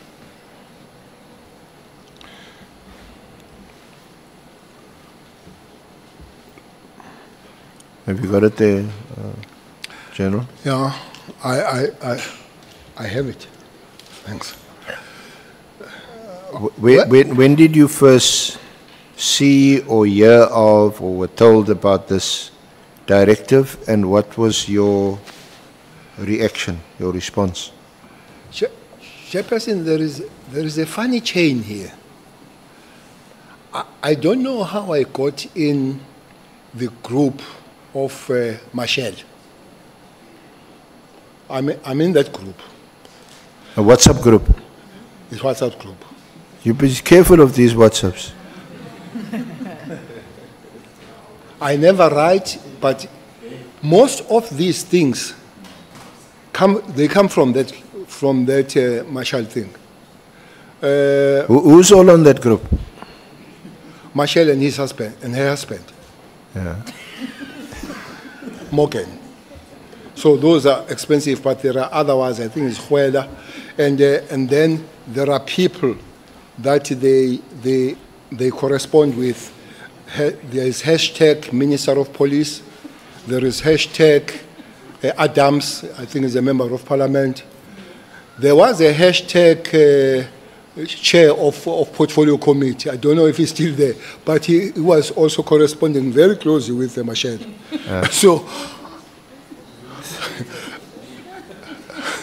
So this Machel, so you get these things, but because I don't write, I don't say anything and all that, I don't think they are aware that I'm there and reading these things. Some of them are big about me personally, that how criminal I am. So, but I don't ask anybody. I sit and I look like how criminal I am. So keep quiet. But Bashir, you know, we'll come to that letter that was written by Meriti Haas, writing National Commissioner on the 22nd of January, asking him, why have you not implemented the instruction of the minister? This is Diaz writing National Commissioner. And that letter, I think it was 12 hours, that it was also on Machel. But Machel is quite big. So I received these things from Machel. I hope they won't disestablish me now out of... Not immediately anyway. Out of, because it provides a good information, what's the thinking about this hashtag minister, him, and they also pray and all this. Sometimes they speak a lot of Sotho, so then I'll have a problem. But when they speak English and all that. So when I saw this letter, I said, but this can't be. This can't be. There are three elements there, which is Ebola issues, no much discussions. One can come on that if it needs to be. There is a crime intelligence, which had no discussions much about it. One can come on that, which can be. The real one that has taken the center stage is a PKTT. So when I looked at the letter, I said, but this can't be. The letter opens 3 political task killings. The first word is in 2019, which is wrong. In 2019, that is wrong. A directive was made to the National Commission of Police following Morano Commission. That is wrong. There is no direction made to the national. The direction was made to the interministerial. That then invited other people. And it was not after Morane. It was after the president has made an announcement in Maritzburg. Later he came to Parliament, but earlier has made that standing on a white hippo, saying these ministries must go there. So this Morane can't be correct. Then they say it's flowing from there. The interministerial task force be established, and it's not the force, it's the interministerial committee. The key mandate was correct: stop, investigate, resolve unresolved matters, which is a stabilization of the situation. That one is correct. My observation in this regard, which should not be the individual observation, it should be the observation of the committee, I guess. Is that further existence of this team is no longer required, nor is it adding any value of policing in South Africa. I therefore direct that the political task team be disestablished immediately. Further, that a preliminary report in this regard be submitted to the minister by the 20th. Observing it, if it were me, I would have said, give me the report on the 20th of this task team. And armed with the report, then I would know what decision I'm taking. But to dismantle and run the report, what is the report for now? Because the decision is taken. But it goes on to say, this is 20th of January. The final and closing report must be submitted to the Ministry Management Executive Committee meeting in January 2025, the date of which will be communicated as soon as possible. It does look like there is an issue with this January. Well, the letter is written few hours before January. Yes, it's December, but it's 5. We are just to come to January. The letter is written, and then give report 20th January. I don't know if the letter did come, the report, but 22nd of January, Mary Diaz writes the letter to the National Commissioner, and moves, asking him, Sorry. Have you done General, what... Sorry, Honourable Chair, can I just point out to honourable members that there is a small... Sorry, there's a little bundle with 2 documents attached. The Mary Diaz letter of 22 January 2025, page 1 to 2, and then there's an article on political killings, political interference, which is written by a Christine, but quotes extensively Professor De Haas. Have you got that, General? That's the letter you're referring to. Yes, I do have that letter. I do have that letter. National Commission Staff Lieutenant General Masimula pre-email good. That is 22nd January 2025. The headline says, your failure to follow ministerial instruction and disband the political killing team is impacting negatively on the crucial policing work in KwaZulu-Natal. So that is a letter which I think paragraph 3 says, according to a report I have just received, I don't know you received this report from who.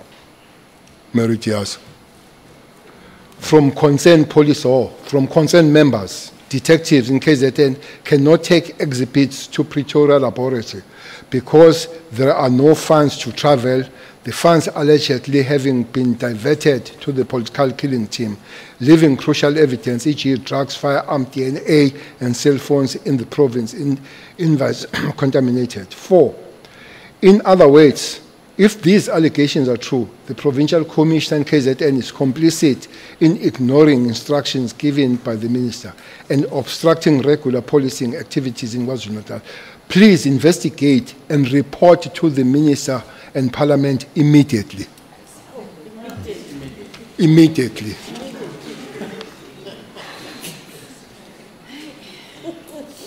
So you were saying, you were somehow suggesting that there's a whole confluence, a whole getting together of factors in January 2025, immediately, shortly after the directive of 31 December 2025, which you found quite... It does look like there was something about January. Yeah. I don't know what is it.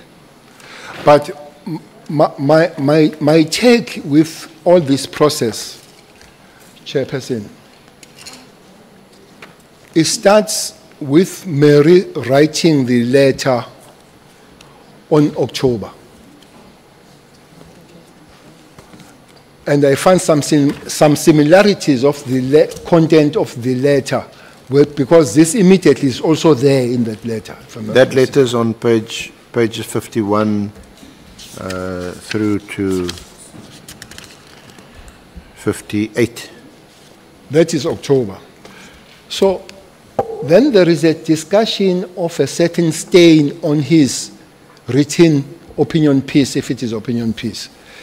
Very excited to say the minister or the professor has instructed the national commissioner to disband. And 31st January happens, 21st December happens. And January, Mary, who wrote in October, comes back now, not to the minister now, to the national commissioner. The report must come on the 20th. Mary is very close to understanding whether the report has come on the 20th. But 22nd, we are bad. She's asking if that has been done. So it's my take, my genesis of my problem with this is Mary having played quite a big role. I must admit, the Kwana's allegation at the later stage of cartels and all that, I don't understand that much until I hear from Kwanas and what is happening. But my take is that I've seen Mary driving this process of disestablishment of this. I don't know what is her interest. Maybe it does link with the later one. I don't know. So people can check. But also, I find that January has something to do with the disestablishment. Okay. That's my take on this process, essay. Yeah, but we also see that in a subsequent letter, make those suggestions about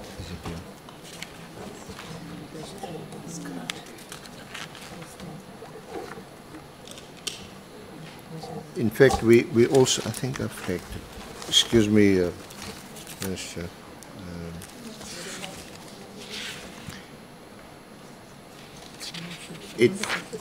It's the same. It's the same. If you go to page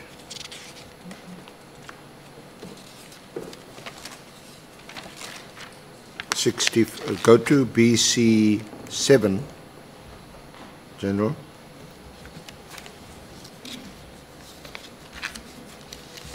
Which is on page 65.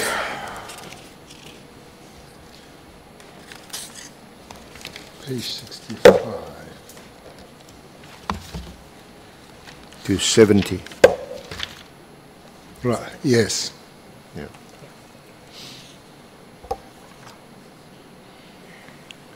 Where she makes, if you go to the bottom, well, the document which appeared in the KZN Monitor, it starts off with reference to the 31 December 2024 Minister Mchunu's directive, and then she says a few lines in, it seems though that the ministerial instructions are not being followed, as certain apparently specifically selected members have not been redeployed to the units from which they were seconded, and that at least one new case has been opened by one of these members. Information has been forwarded to the Minister's office. So it seems as if she's privy to information that's been forwarded to the Minister's office. Then Yes, well, in the last paragraph, she said there was no good reason for establishing this team in the first place. You see that? And then on page 66, the second paragraph, contrary to constitutional principles of transparency and accountability in government, questions about the structure and command of the team have never been answered. Would you agree with that statement? Which one is that, yes? So Which statement is that? At page 66, the second paragraph, the first few lines, where she says that questions about the structure and command of the team have never been answered. Yes, I do. And then she refers to you. She says, when soon after it started operating, questions were posed to team members about who was in charge. The response was that it was then Minister Cele. When the Police Portfolio Committee was asked about it, the late Jumat Peterson claimed not to know about what was happening. However, she agreed that the minister should not be operational. Despite ongoing complaints, no interventions to remedy matters followed. When the team was initially established, a detective was in charge, but even at that stage, members were coming and going. When the detective retired, then Brigadier Khumalo was put in charge by Cele.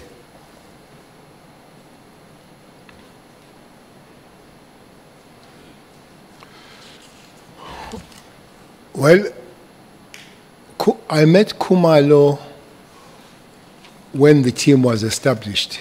2018. 2018, I didn't know him before that. He was a brigadier. Very few, I think Mkhwana was a brigadier, and among the brigadiers, I would know him and maybe those that were in communication. But brigadiers are quite far to know them all. So Khumalo, I didn't know him. That's the first one. The second one, SC. Ministers of police are just unlucky. They appoint nobody.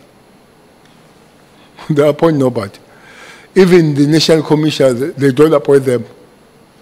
The President does. And then the commissioners appoint the structure as per the constitution of command and control. So there is no minister. If I have any... we discussed this, but in terms of the Police Act, the minister appoints the head of the Hawks. Yeah, that's the only person, but according no to the other law. appointments is you the say only are person made by that the you minister. appoint, yes. So that the Hawks. But when it comes to the South African Police Service and all that, that is... so Cele could not then have been appointed Khumalo. even if Cele wanted to appoint Khumalo, had to explain to the rest of the ministers that were part of the interministerial, what is this? So the issue of Khumalo, knowing him, whether it's investigator, whether it's in crime situation or crime intelligence, really I wouldn't know. This is a researcher talking. So she can't just research that ministers don't appoint an accomplished researcher. She can't research that and know that ministers don't appoint when it comes to police. So the chairperson, there is even the issue of DTGs. I explained who lieutenant generals are. They are DTGs. In government, DTGs are appointed by cabinet. So DTGs, you motivate, you interview, and you submit to cabinet, and the cabinet agrees or disagrees, but not with the police. The commissioner announces in the morning that you are now Lieutenant Colonel. So you are Lieutenant General. And I think when I was a national commissioner and became the minister, I raised it to say I find it far-reaching that a single person can appoint a DTG. DTG is very senior. So if he's appointed by you alone, really he will save his job by respecting you and not doing his job. I think it's even unfair to the DTGs to be appointed in that simplest way and all that kind of thing. Maybe it is on that score that my predecessor, Sambalula, came with the regulations that commissioner can appoint at the level from Major General in concurrence with the ministers. So that came because there would be many generals around here that you don't know when they came about and all that. But this concurrence does not then stop the commissioner, which is his constitutional and legislative prerogative, to continue and do it. So, Cele coming to appointing Khumalo when he can't even appoint Masimula, a researcher must know that, especially if it is an accomplished She claims researcher. that you appointed Khumalo also as the head of SAP's crime intelligence in 2022, and she questions how he could be the head of intelligence, crime intelligence, and also the head of the task team.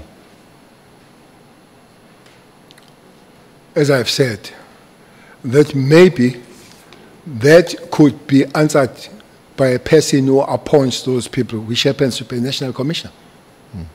Okay. Now, what is also, because I suppose at this stage you can only suspect that Professor De Haas has some or other role to play in the ministerial directive of 31 December. But what is also quite interesting is that yesterday when the Minister Mchunu concluded his evidence, he made two recommendations to this honourable committee. One of them is that the three oversight bodies currently in place as part of the overall security apparatus, IPID, IDEC, DPCI, that these bodies should all be merged. What paragraph is there? Yeah, I'm just paraphrasing, but you'll find it at page 52, which is in her letter of 31 October 2024. This is one of those letters which the minister says informed, amongst other things, not everything, there's a whole range of things, but this is one of the letters that informed his decision of 31 December. But here she says, if it were feasible, it would be to establish an ombuds oversight body headed by a retired judge of integrity and extensive experience in the field of criminal and policing matters. So that's the one, and then the other recommendation you'll find in her piece in the KZN Monitor on page 69 and 70, that where she says on page 69 at the bottom, the dismantlement of this task team has been long overdue, but the continuing irregular activities, ignoring a legitimate ministerial instruction, require sanctions to be brought against its leadership. The next step must also include a full audit of the expenses, including whether they are being met from provincial budgets or even from crime intelligence services, which Khumalo also heads. So that would you also find that interesting? There seems to be a correlation between what she contends, claims in her writings and decisions taken by Minister Mchunu. But further reading there says Parliament, the Minister and the Auditor General must demand full financial accountability for all the money which has been spent. Yeah, she demanded that the Auditor General do a full I think audit. those were last recommendations made yesterday. They tally with what is coming from what Mary Dihas is saying. Yeah. Did you speak to Minister Mchunu about his directive of 31 December 2024? Well, I had the comfort of handing over to Minister Mchunu. I think we spent about 2 hours at Bheki Cele. As I left the office, I said, I'm a phone away. This could be a difficult environment, I must say. That environment is difficult and energy sapping to be a Minister of Police. Energy sapping? Yeah, no doubt about it. It's energy sapping. It's one of the most difficult jobs to be a Minister of Police. So I said, you pick up and you talk. Well, that did not happen. I don't think I've ever received a call until I see these things, and I approach him somewhere in January in one of the meetings to say, I see these letters from Auntie Mary. Can we talk about it so that we see how they go? Because my main fear was a wrong genesis of the letter he has written. That the genesis of the letter was wrong. There is no morale here and all that kind of thing. There is no 2019. So maybe if the better information comes, and I don't think I was entertained. I was told that the process is going to continue and no stoppage. And I think the 13th in Khayelitsha, I went to the president. I said, Mr. President, can you pull us together with Minister Mchunu, maybe yourself or just 2 of us, to take one through on the matters. So that was on January 8th? Yeah, but January 8th was when on you January 13th. met with the president? It was on 13th, not 8th. And then there was no there was no comfort in trying to have that communication. So, indeed, then we did not talk about the matter. Okay, Senior Counsel, may we afford Honorable Malema a chance?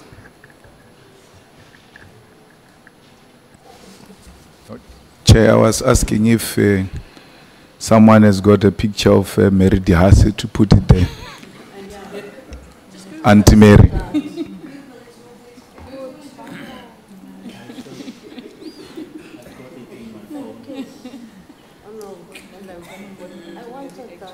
Mbangazita, do you want to respond to?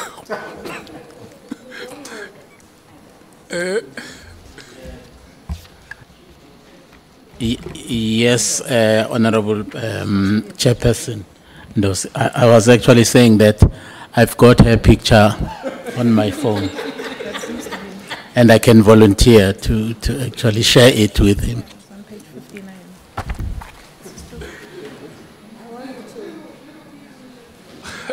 No, the indication I get is that Page 59. the honourable member will assist the legal team to have the picture. After break, we will have it. Thank you so much. It's not for me. I'm saying you must flight her there so the society can see this person. And Honorable Bredenbach says Google. She assumes every South African has got Google, access to Google and data. No, we, SC. May I continue? Sorry. When we break, Mbangazita will help you to get that picture, and before we, when we resume the proceedings after break, we will flight it there. It is in the pack, Honourable Chair. It's in the pack. Page 59. Yeah, but the statement which is being made is that this parliament is for the people of South Africa. It's not for us who are sitting here. May I continue, Honourable Chair? Sorry, Minister. So you met with the Minister that sometime in January also? Yes, we're in the same meeting, but... and January the 8th, you also raised this with the President. Just tell us a bit more about your discussions with the President, or was it even a discussion? No, absolutely not a discussion, because we're just, as I said, Mr. President, can you help? I need to speak to the Minister about the political task team. If you could organize the meeting, the three of us or him and me, because I've tried, I failed. So that was the end. But I never discussed anything with the President on that matter. It was a request if the meeting could be facilitated. Now clearly, when you heard or saw the directive, you were not in favor, or put another way, you were opposed to the disestablishment of the task team. Two main things that would have made me opposed to it. The procedures of it, how it came about, for me it had to reverse that way. That's the first one. The second one, Chair, the letter says there's no value and has achieved nothing. Yeah. Maybe that's not the letter per se, but it's in the contents of Mary that has achieved nothing. He even accused that it was not supposed to be there. He should have taken President to court for it not to be there. But that it has no value and all, I would not agree. Chairperson, in that province,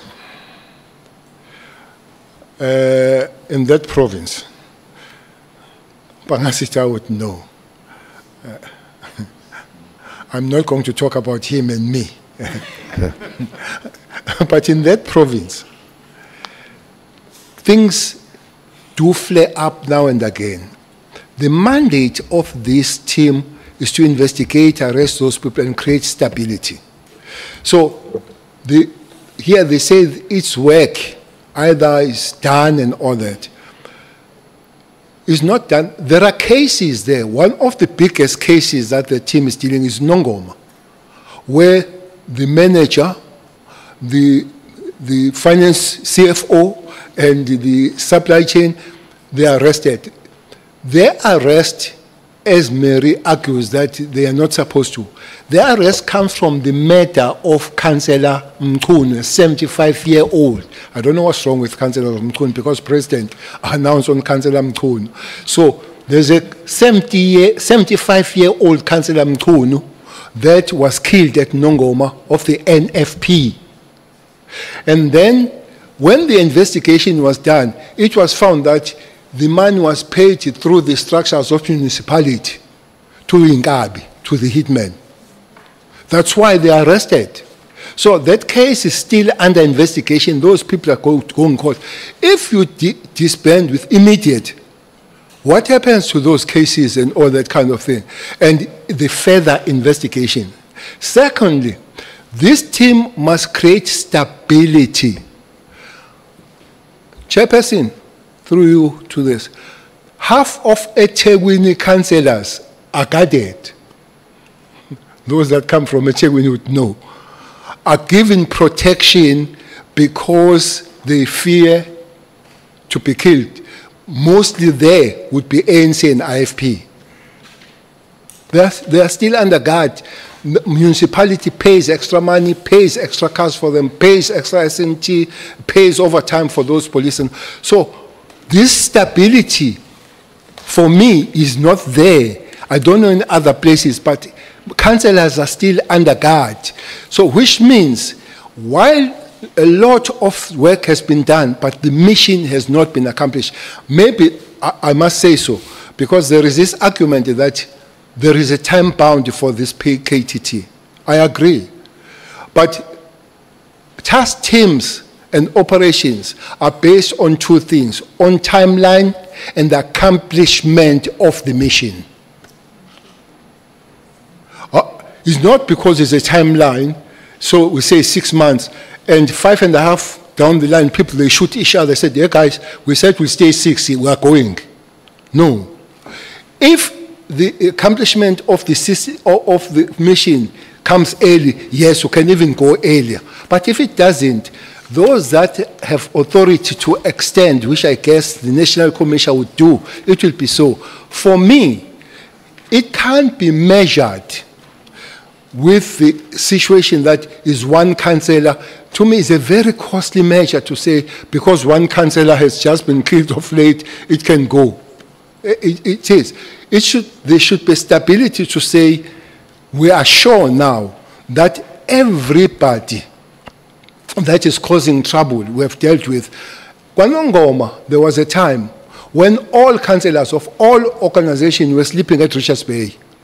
When the night falls, they get in a bus or taxi, they go, it's 116 kilometers away. They go and sleep there. What stabilized them to come back? There are two things. Those people who were arrested. So there's stability to Nongoma. But is that stability all over the province? No. It's not all over the province. As I'm saying, that people are guarded at Teguin and at a big expense, the councillors. 2 months ago, when I passed at Kwamash Hostel, the councillor there, Gwala, was escorted by the police, people chasing him literally. He's an IFP councillor chased by IFP people. So don't tell me that there is a stability that you can come. So when all those people are removed, for me, then that will be established. Then the mission will be accomplished.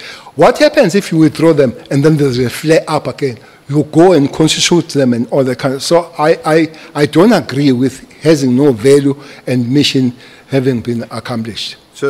So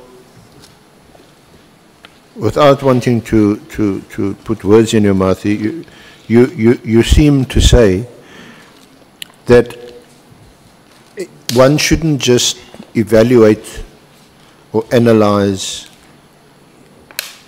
the successes or otherwise of the PKTT in terms of the number of arrests, the number of prosecutions, and how many years people were sentenced to jail.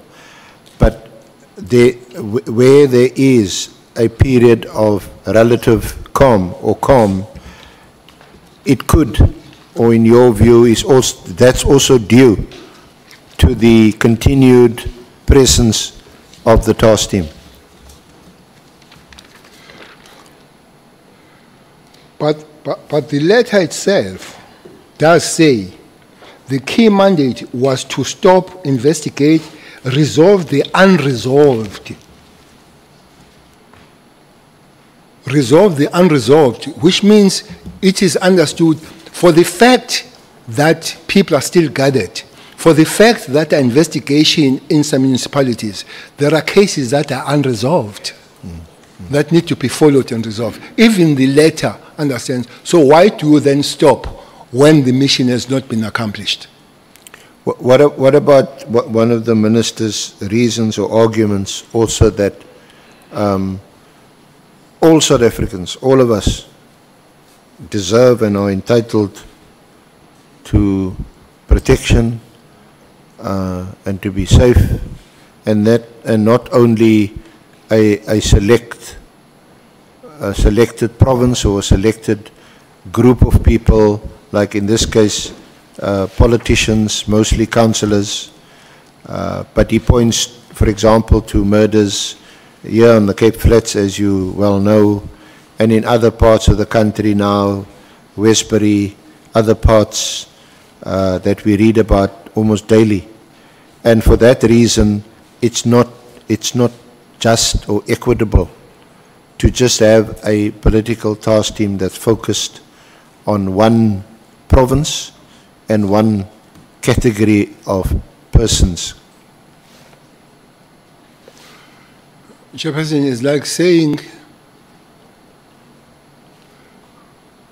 you have a bread. Instead of buying the bread for those that don't have a bread, you take the bread from the ones that you all go hungry. Instead of buying the bread for those that they don't have the bread. I fully agree. We are all equal. But maybe the books that we have not equality does silently apply sometimes. Some are more equal than others. Chair, it's not true that it's only task team that takes money. From 2021, there's Operation Mchunu. That is Lingana, the cross-border crimes. In Cape Town, there is a Operation Thunder stroke Operation Lockdown, which takes, I don't have figures, but I would suspect that Cape Town one might be even taken more. When is my suspicion. For instance, if you bring 200 police from other provinces and they stay here at the cost of 800 rand a night, and then they go back and they bring the other lot, and they come with the cars, they don't just come alone. So for me then, it could not be the question of money. It should be then the question of safety of those people. To say only one councillor has been killed so it can withdraw, I hope people are not going to say it's sour grapes.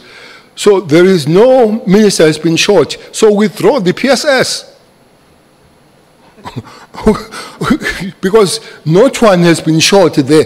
If your measurement is one dying, why don't you withdraw those that nobody has died? So maybe it's a sour grapes because I'm not there, I don't have the PSS. But I'm trying to show that that can't be the measurement, so that only one person died, so now you can withdraw. When you have expensive unit called PSS that is guarding safe people, and nobody talks about that. So for me, if you have the center of excellence, your effort is to expand it rather than go and kill the where you have established excellence. That will be my argument.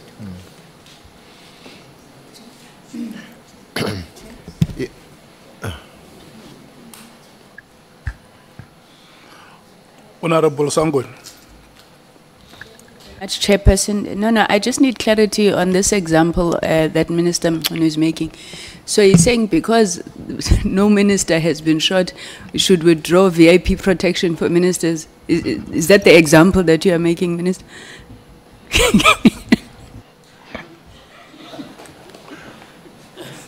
No, Chairperson, I hope it's not sour grapes. I want to make this disclaimer. I'm saying, if the measurement is that we withdraw the focus in dealing with this violence because only one person has died, we can also withdraw where there is nobody that has died. There is no minister that has been killed. So withdraw from those that are not dying and leave a little bit for those that are still dying. That's what I'm saying. It's hypothetical, but that's what I'm saying.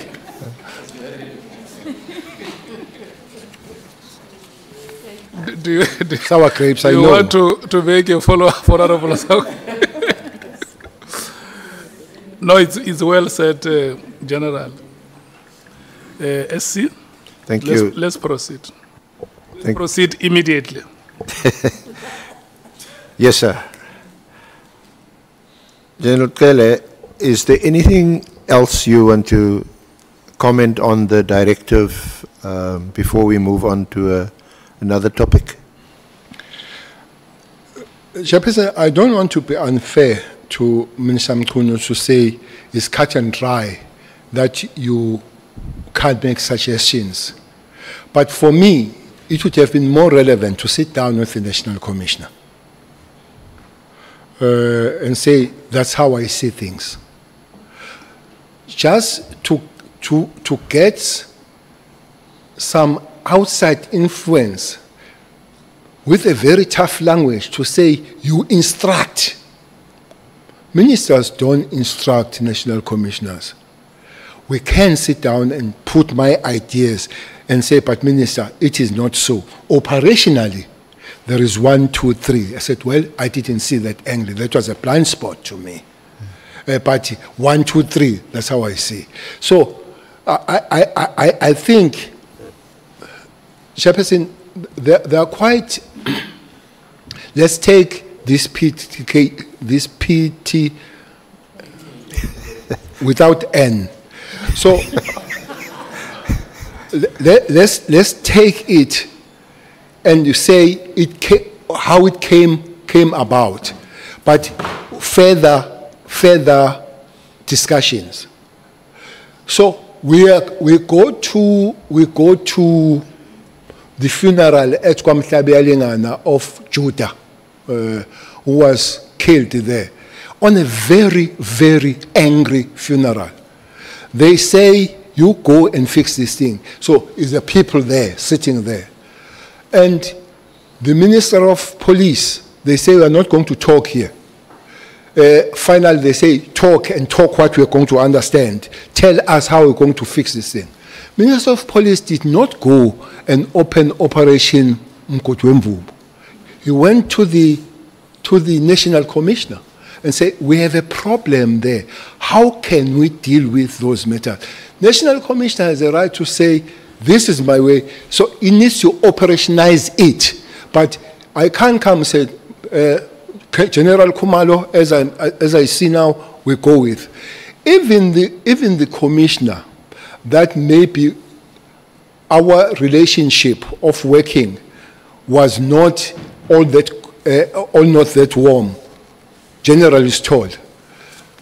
When the census matter was done, it was General Stoll who came with the idea and the people of the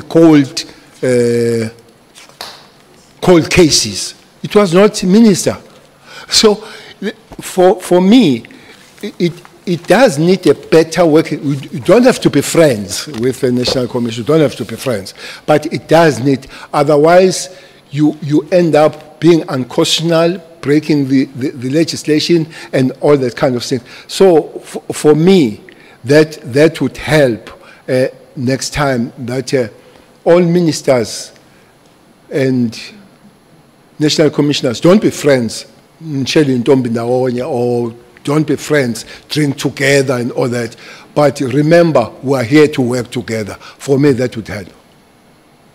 Just good old-fashioned consultation, conversation, discussion, interaction to find a solution to a problem. And the legislative space and constitutional space. To be respected. Yeah, to be respected. That maybe will come, because there was a discussion here of the devolution of powers. I thought for some reason the committee put the provincial commissioner on a political arena. For me, that was a hell of a political arena for the provincial commissioner. The constitution is very clear, says the police will investigate, combat, uphold, and enforce the law. The constitution doesn't come close of rearrangement of the constitution by the officers. I think the national commissioner there was put in a wrong arena. Unfortunately, the arena that he was put on is an ideology of some political parties. So I could see pushing him to push their ideology. I really sympathize with him. Just briefly, what was your relationship with General Satole initially when he was the National Commissioner, and then subsequently General Masemola, who is the current Commissioner? General Satole, we were really working, but I don't think we were warm. General Satole was appointed a month before the election of the ANC National Conference. So there was this thing of appointing a month before this happened. Mchunu was appointed a month before the National Commission comes in. Satole was appointed a month before we're going for elections, which you know that will be there for a year, but you appoint a person for next 5 years. So maybe there was that, but as we came, there was a big issue of Satole of illegally purchasing of a grabber, which looks like him and Minister Mbalule, they have agreed to purchase the grabber. The grabber is a listening device to you here. And unfortunately, it was used to me, the grabber, whatever the grabber was. But it was used. I was illegally listened by my police, led by Mchunu, from December to March, 2010 to 2011. So I was listened. So it's something that happens. It's supposed to be. By the way, maybe that's another legislative that legislators will have to look at. If they want to get this 205 to listen because there is a project, what police do, they take a batch of the people they want to listen to the judge, and the judge grants the permission of the batch. But in the batch, they can put the name of anybody. That's how they did with me. They put Jabulani Mdlalose, and they put a number of Cele. So the judge approves the batch.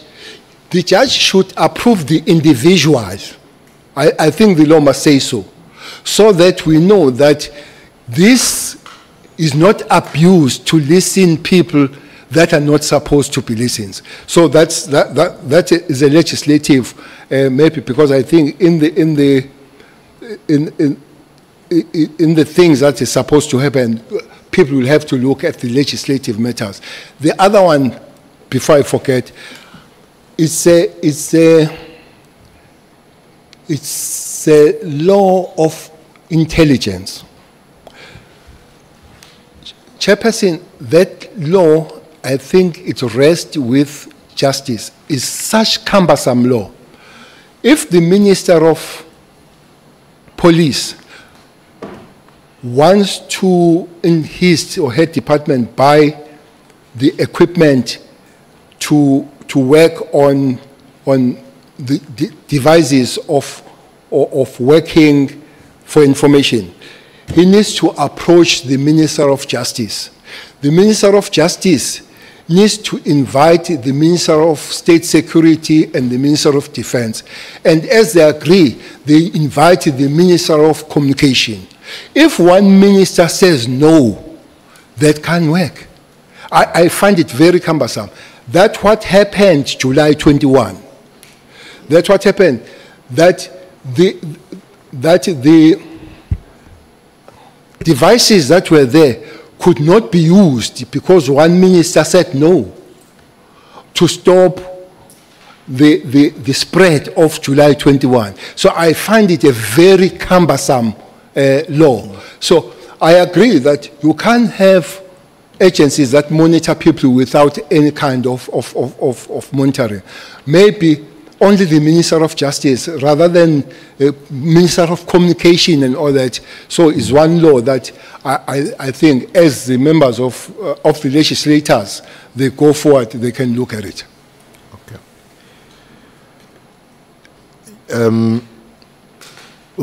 How was General Masemola appointed? And did you have any role to play or hand in his appointment? Well, appointing the national commissioners is a prerogative of the president, but I think something happened with Masemola. President put some panel to appoint Masemola. And if I'm not mistaken, 4 generals were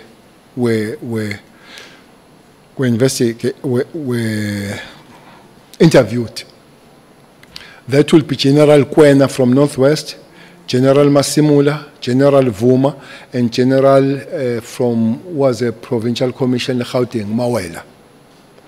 So that panel was chaired by Professor Mafumadi, Sydney, and then was Minister of Police on it, Cele.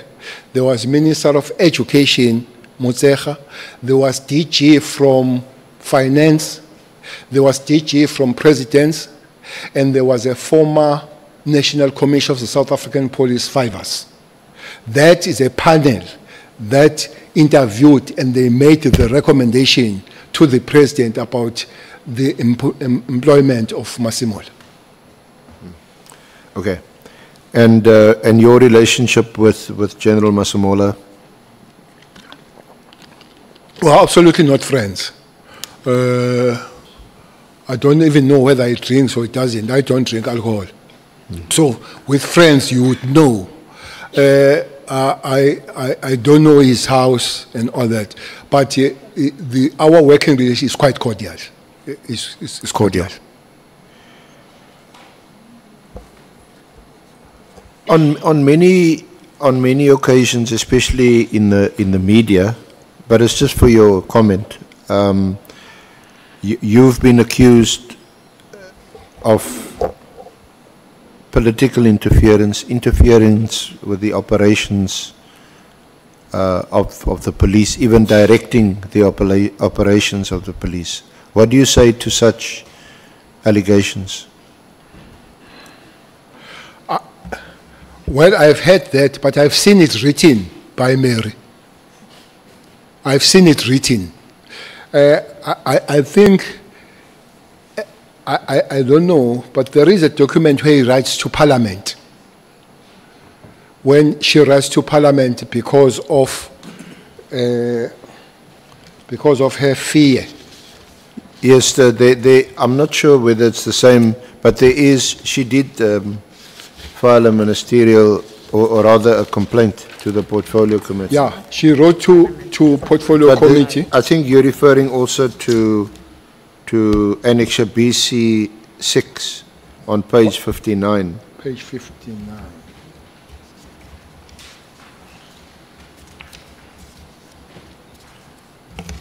There's a Handsome couple on that page.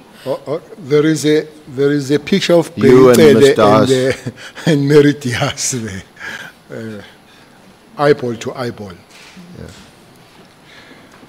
Yeah, this is the this is a reference to the letter she wrote to the Parliamentary Portfolio Committee, as well as to the Speaker. This one looks like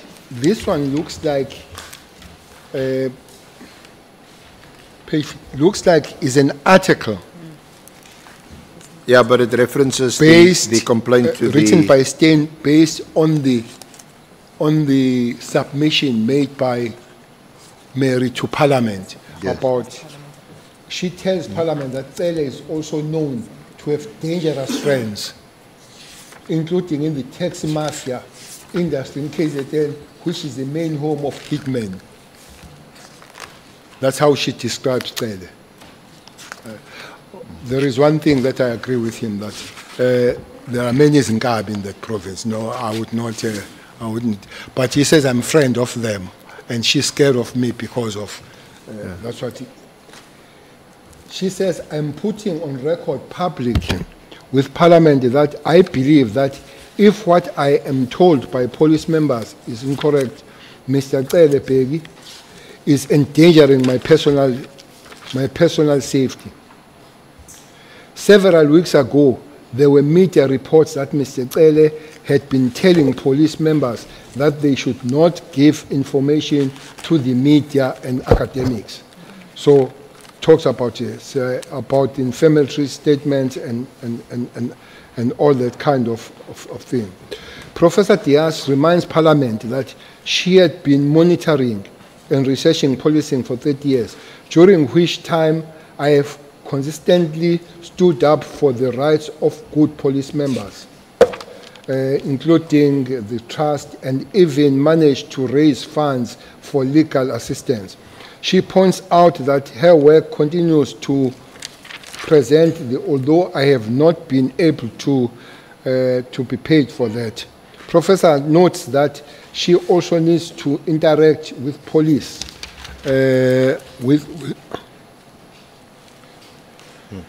This is written about Cele. By the way, he has issue with Cele in Khumalo. So she also writes a lot about Khumalo. She adds that reports on the police brutality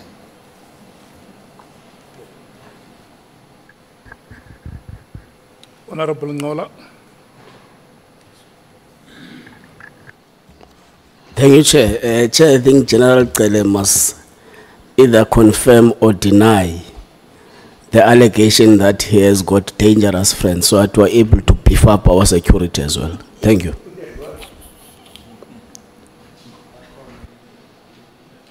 That he has, what? Dangerous what? Chair, the General is reading an article or a letter or whatever that accuses him of having dangerous friends. So he must confirm or deny the allegation, so that we know if there is a need as the committee to beef up our security detail as well. Thank you.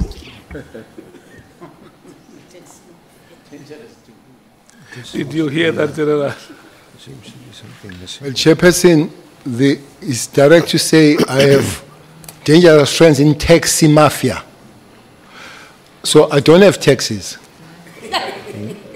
So I don't know what would put me in the taxi mafias and taxi industry if I don't have taxis. So those dangerous friends maybe are known by... So General, she, in summary, at the bottom of page 61, she says, as for the minister's, police minister's attitude towards her, she writes, it seems that Minister Cele takes exception to my exposing the fact that his conduct is unconstitutional and illegal.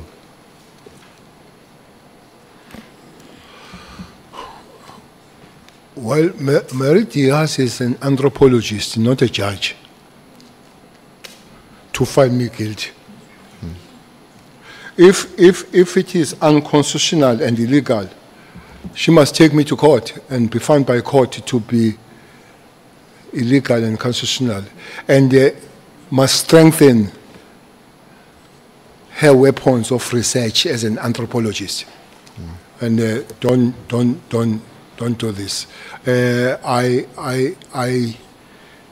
don't think I've done anything illegal and unconstitutional, as she said. She claims also on page 62, your allies in the police include apartheid-era police and agents, some of whom used state funds to order the assassination of Sindiso Makaka. Some CIS members have been implicated in the attempt to kill Tabiso Zulu, who Cele refused to protect. Others have been used at Cele's direction to try and track down Patricia Mashale. Cele is also known to have dangerous friends, including in the taxi mafia industry in KZN, which is the main home of hitmen. This is the environment in which I live and move around.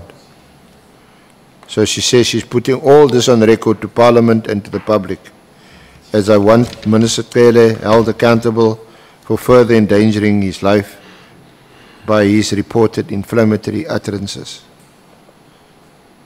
This was to the Portfolio Committee. Just your comment.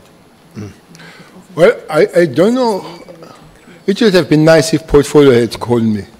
But I don't remember called by Portfolio on this matter. I guess that would be the sixth. That would be the sixth administration Portfolio, because she talks of Jumati as a chair. May her soul rest in peace. So I don't. But it would have been nice, really, to come and explain, because I guess they would have called both of us. Mary and Cele, to how to her endanger. She speaks of Tabiso and Mashale. I have no time to talk about Mashale. You are in a WhatsApp group. Yeah, I know all what she thinks. Yeah. I can speak about Tabiso. Tabiso is a close friend, or was a close friend of Makaka, Sindiso, the former ANC secretary that was murdered. The case is in Maritzburg, and somebody has just been sentenced there. So on that case, I was taken to public protector, Advocate Mkhwebane, for refusing to protect Tabiso. Tabiso was a witness. So everybody knows that witnesses are protected by justice, not by South African Police Service. So I was found guilty by Mkhwebane, advocate, that I have refused to protect Tabiso. So I took that to review. It was reversed. It was reversed to say, but Minister of Police could not have been part of that. You should have taken Minister of Justice. Tabiso, we did speak to him that he must go to the witness protection program. He refused. He said he wants bodyguards that will take him around and all that kind of stuff. And Mary Diaz is so close, but Mary Diaz has never revealed that Tabiso was found guilty by the court of law for the abuse of a woman. But he protects him without reservation when he has been found by the court of law of the sexual abuse. I don't know what kind of it, but that is there. So there is this double standards of Mary Diaz dealing with all of us. So for me, that would be the issue. To say I am in the taxi industry and all there is, I think in the letter says, I'm a populist, a dangerous populist, that put inflammatory state and all. Really, I don't remember, and I don't have time to go to the public platform talking about Mary. You won't give me any votes. She won't. I can talk about Onomvalo and other people, so the public platform, but I can't talk about Mary really. To whip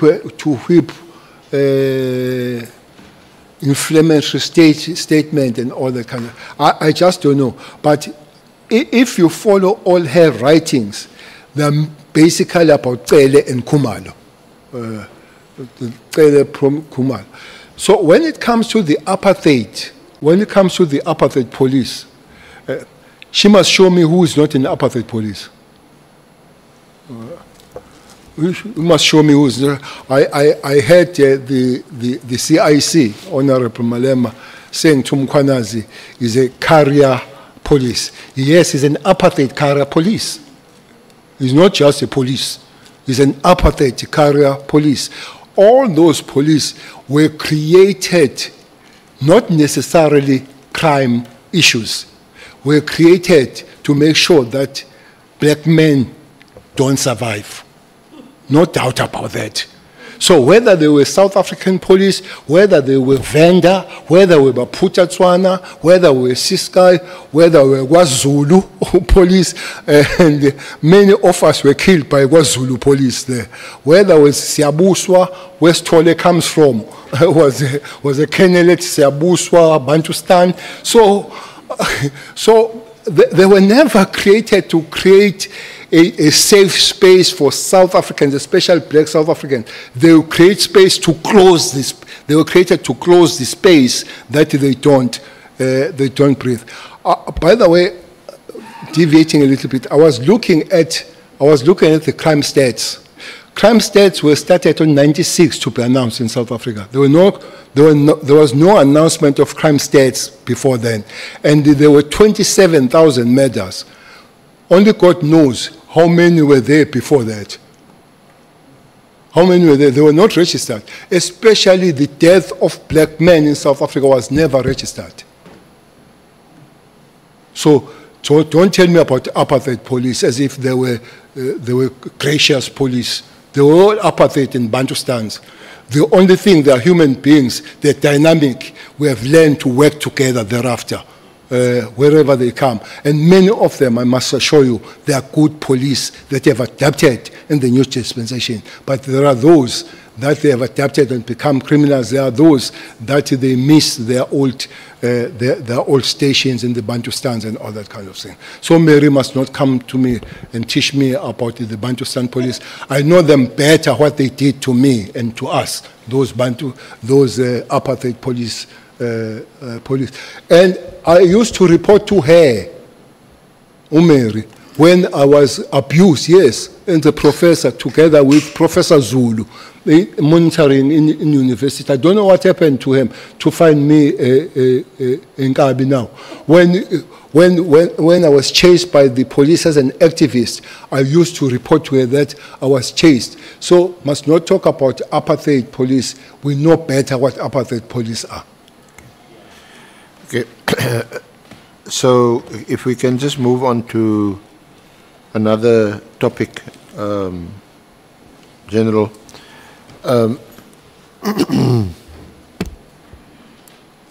Do you know Brown Mokgotsi?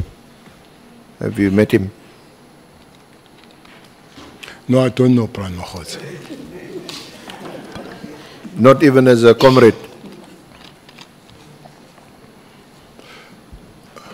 No, I've just known him of late because he's quite big on media. Yeah. I think he's the biggest person on media at the present moment. You never met him in person? No.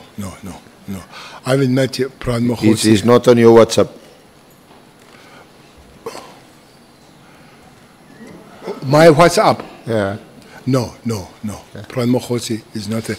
I've seen him and talking how he. When I had the name Mokgotsi, that is close to the minister. The spokesperson for the minister is Mohotsi, but is a lady. So I have The always... spokesperson for the minister, Minister Mchunu, yeah, is Mohotsi. Yes. So, but... Just one moment. Honorable Malema. Minister, do you have a WhatsApp? Yes, I do. Okay, thanks. I do have a WhatsApp that I read and never write on it. Not once in life I've written either WhatsApp or any text message. With all my years with my wife, she has never received a text message from me. Not once. She said I must not say that. So with my PA that I've worked almost 20 years, Sharon, she has never received. With Mkwanazi, whom I have a lot of written messages from him, he has never received one from me. By the way, including because I saw the war between Mkwanazi and Sibia about the question of AKA that Mkwanazi did not want to report to me. But a person who reported to me the matter of AKA was Mkwanazi, who sent me the message at about 11:30 at night. So that's why it was funny for me that he does not report to politicians when they were fighting with this SBA, when he is done. But himself, he can't show nobody, Honorable Malema, in the Republic of South Africa that can show you a written message that comes from Cele. Yeah, no, honorable members, the secretary of our committee is showing me a list of unanswered WhatsApp text to General Cele. Honorable Shogwe. Thank you, Chair. I wanted to ask, what is there a relationship between the two Mokhotsis, the spokesperson and the other Mokhotsi? Thank you. No, I don't know. I have no information, Honorable Member. May I proceed, Chair? Thank you, General. But you know Kat Matlala? Very well. Okay. I think... When did you first meet Kat Matlala? I met Kat Matlala in December last year. 2024? 2024. That's the Before the directive? That's the first time I met Kat Matlala. December 2024. I can't remember the date. But it was after the raid. The raid on the 8th or the 6th? The 6th of December. Because that's one thing that brought him to me. So what is there a connection between the raid on 6th December where we know there are issues that he raised to me about the raid. So can you tell us, well, first tell us how it is that you came to meet him? Did you know him before that? No, I didn't know him before that, and I don't know how it happened because the people of his stature, I would know about them, especially from what, the township? From MAMS, from Mamelodi. I have had a lot of community engagement in Mamelodi, and they will raise the issues about the people that give them trouble. One person that was very prominent was Keke. There's a guy called Keke in Mamelodi. I think he's doing 20 years now, it's been said. So we went there, we had Imbizo. 27 people spoke at Imbizo. Not a single one spoke of Keke. The 27th person spoke about Keke and was given a standing ovation. And this person made a statement that I'm ready to die after speaking with Keke. So you would know that there are people like Keke and things. But nobody ever raised an issue about Matala. Nobody. Then Bongani Mpungos, who is a son of Sputla Mpungos, who is a son of Sputla Mpungos, who comes from Nongoma or Matuba, where he comes from, and a very notorious taxi person. Because of my involvement as the MEC for Transport and Police, when there are problems of taxi industry, then I will meet these people. So I knew Sputla through that, the father of Bongani. So Bongani then brings Matala to me. So I think a week or 2 weeks I've read earlier to say there is this Tembisa person who has received this 360, is it 360 or 260 amount of contract from the South African police. They came and I met them in Beverly Hill in Durban. So I met there. I think I delayed two days because Bongani, who's known as Mabonga, did not tell me that he's bringing somebody else. So as I came there, because there was a photo of Kat, I said to him, "You look like Kat." He said, "I'm one." I said, "Nkosiam, what's the story with you and me and all that?" So he said, "No, he have asked Mabonga to come to me because there are 2 issues he wants to raise with me." Where were you meeting? Beverly Hills Hotel in Durban. The Beverly Hills Hotel. Yes, sir. Do you know Beverly Hills? It's a fancy hotel.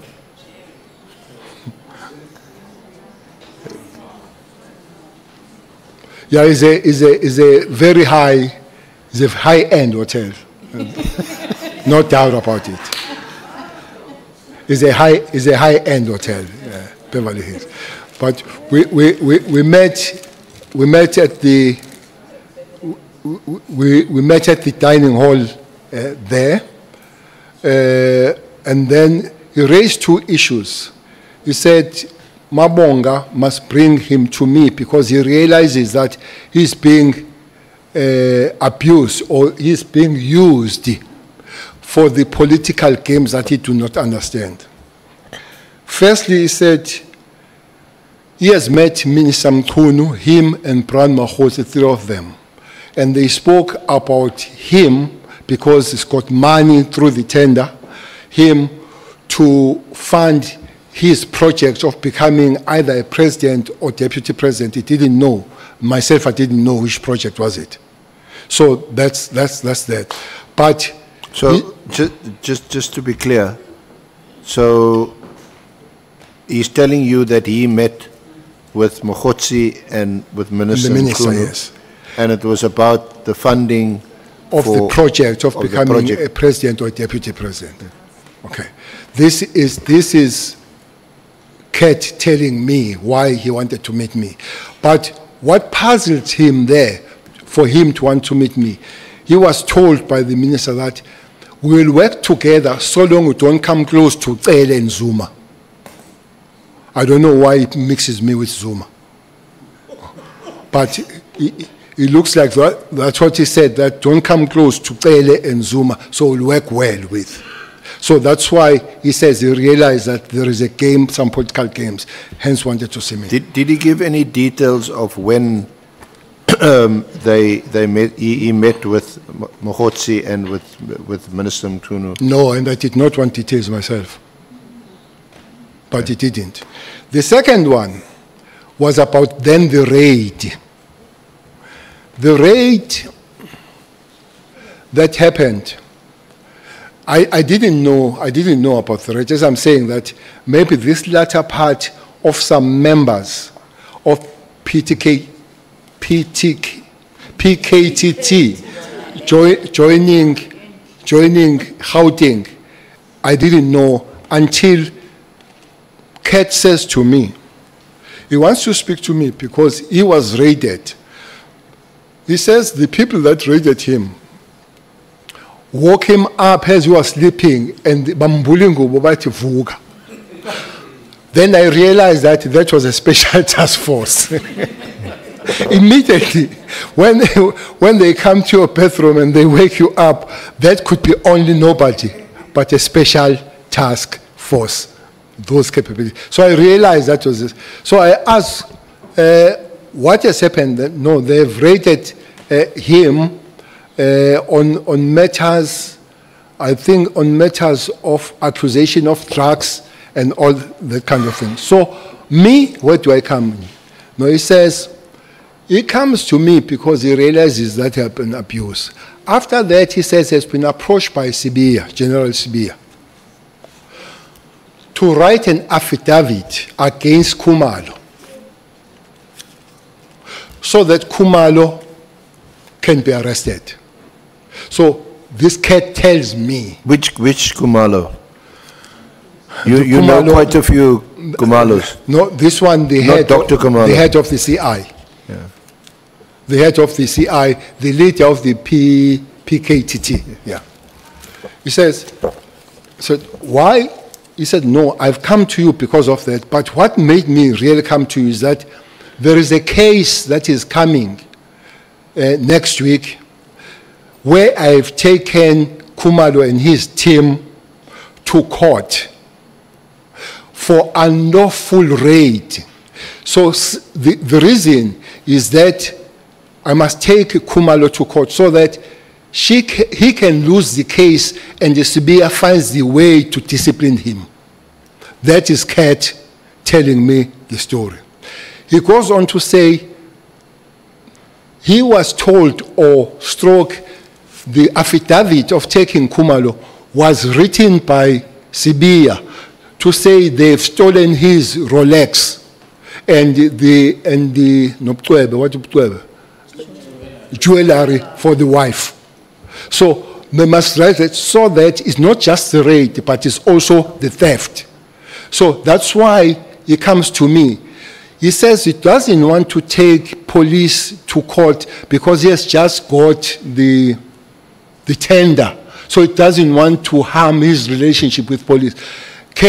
So Mamonga told him that I know Khumalo, so I can talk to Khumalo that they resolve the matter out of court. And indeed, I did speak to Khumalo about this thing.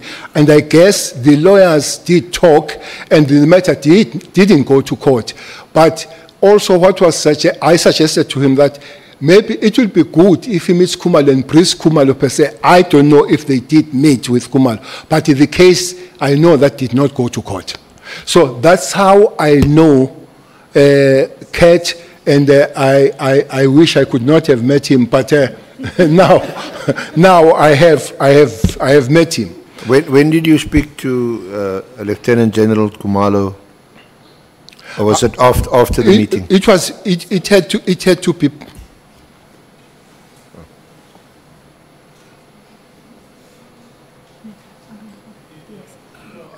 I'm looking at the time. We need to break immediately. But I will request the Honorable Sokanyile to place a question. Thank you very much, Chairperson. No, I thought the former minister hasn't finished. If Matlala and so come to him to say that there is this for Khumalo, wrong affidavit, and Matlala has recently got the tender, then if they are saying that they've come to you to assist, they said to you, what are they going to give you? What was at stake for you, for them to assist? They didn't say anything. No, they didn't say anything but giving me the stake, and I didn't want any stake. The issue was, again, not most by Matlala. It was by the person who knows me, who is a son of a person that we worked in the taxi industry. But there was no prize. I hope prize would have been called. But there was no prize. There was no prize of it.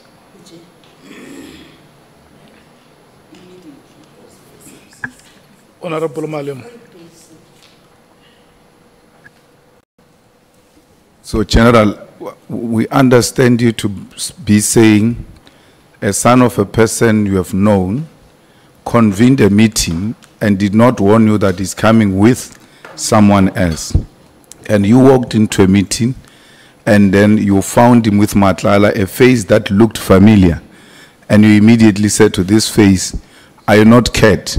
And he was quick to agree that he's Cat.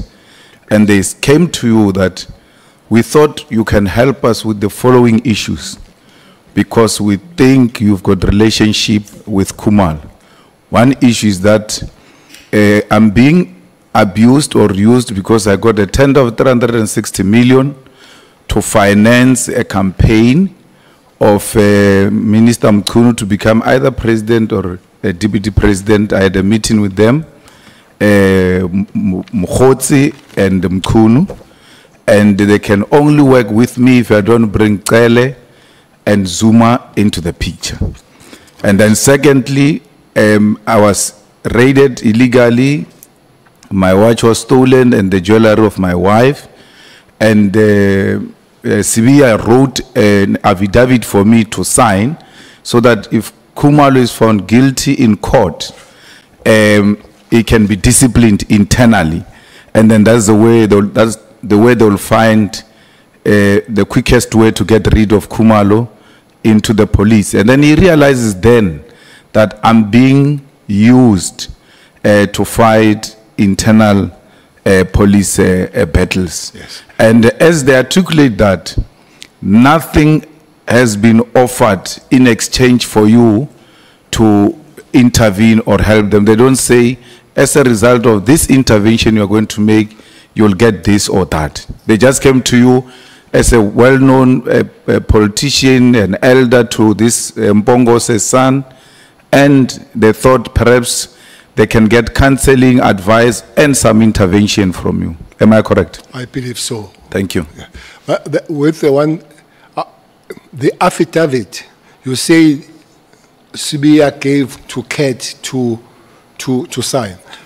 I don't know whether was giving words to Cat, but the affidavit was influenced by Sibia when it was developed. It could have been written by Cat, but being instructed. Even that affidavit, I'm told, it was not even because this was happening in Waterkloof. But I'm told that the affidavit was signed somewhere in Soweto. They said there was somebody that would be easy, station commander, to sign and agree with that affidavit.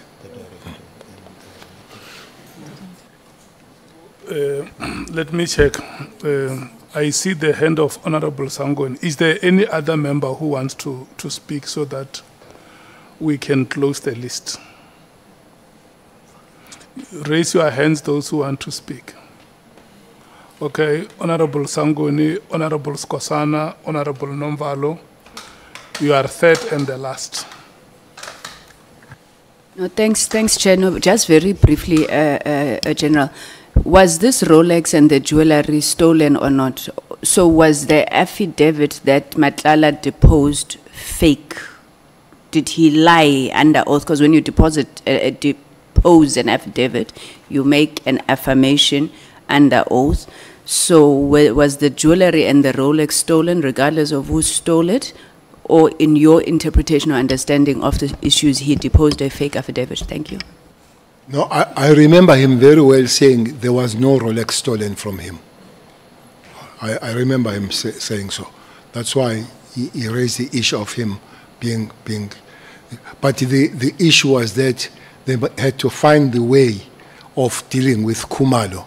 That's why I always think that even the arrest of Khumalo at the later stage has got issues. They started some time trying to arrest Khumalo some time back. May I pass, Honorable Member? Honorable Skosana. Thank you, Chair. I just wanted to ask the former Minister, Cele, the clarity that for the first time when you met Kate was in Beverly Hills Hotel. Are you confirming that under oath? Sir. Thank you, sir. Thank you, Chair. May I pass? Charlie? May I pass? Yes, thank you. Honorable Nomvan. Honorable Kusela copied my notes, Chair. I wanted to get some clarity on the jewelry issue, but it has been clarified.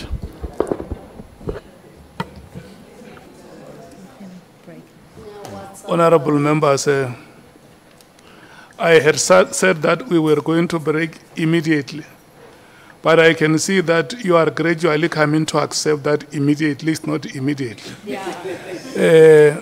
Senior SC, may I check if you wanted to conclude your questions before we break? The honorable members are agreeing that immediately is no longer immediate. It's a convenient time, Honorable Chair, to take the lunch adjournment. So you are restoring immediately? Yes. Thank you so much, honorable members. We will come back at 14 hours. Chair, may I make a comment? It looks like the immediate doesn't work for the witness. No, when we come back, I'm going to give you time. No, the witness was not asked. It just conforms. Okay.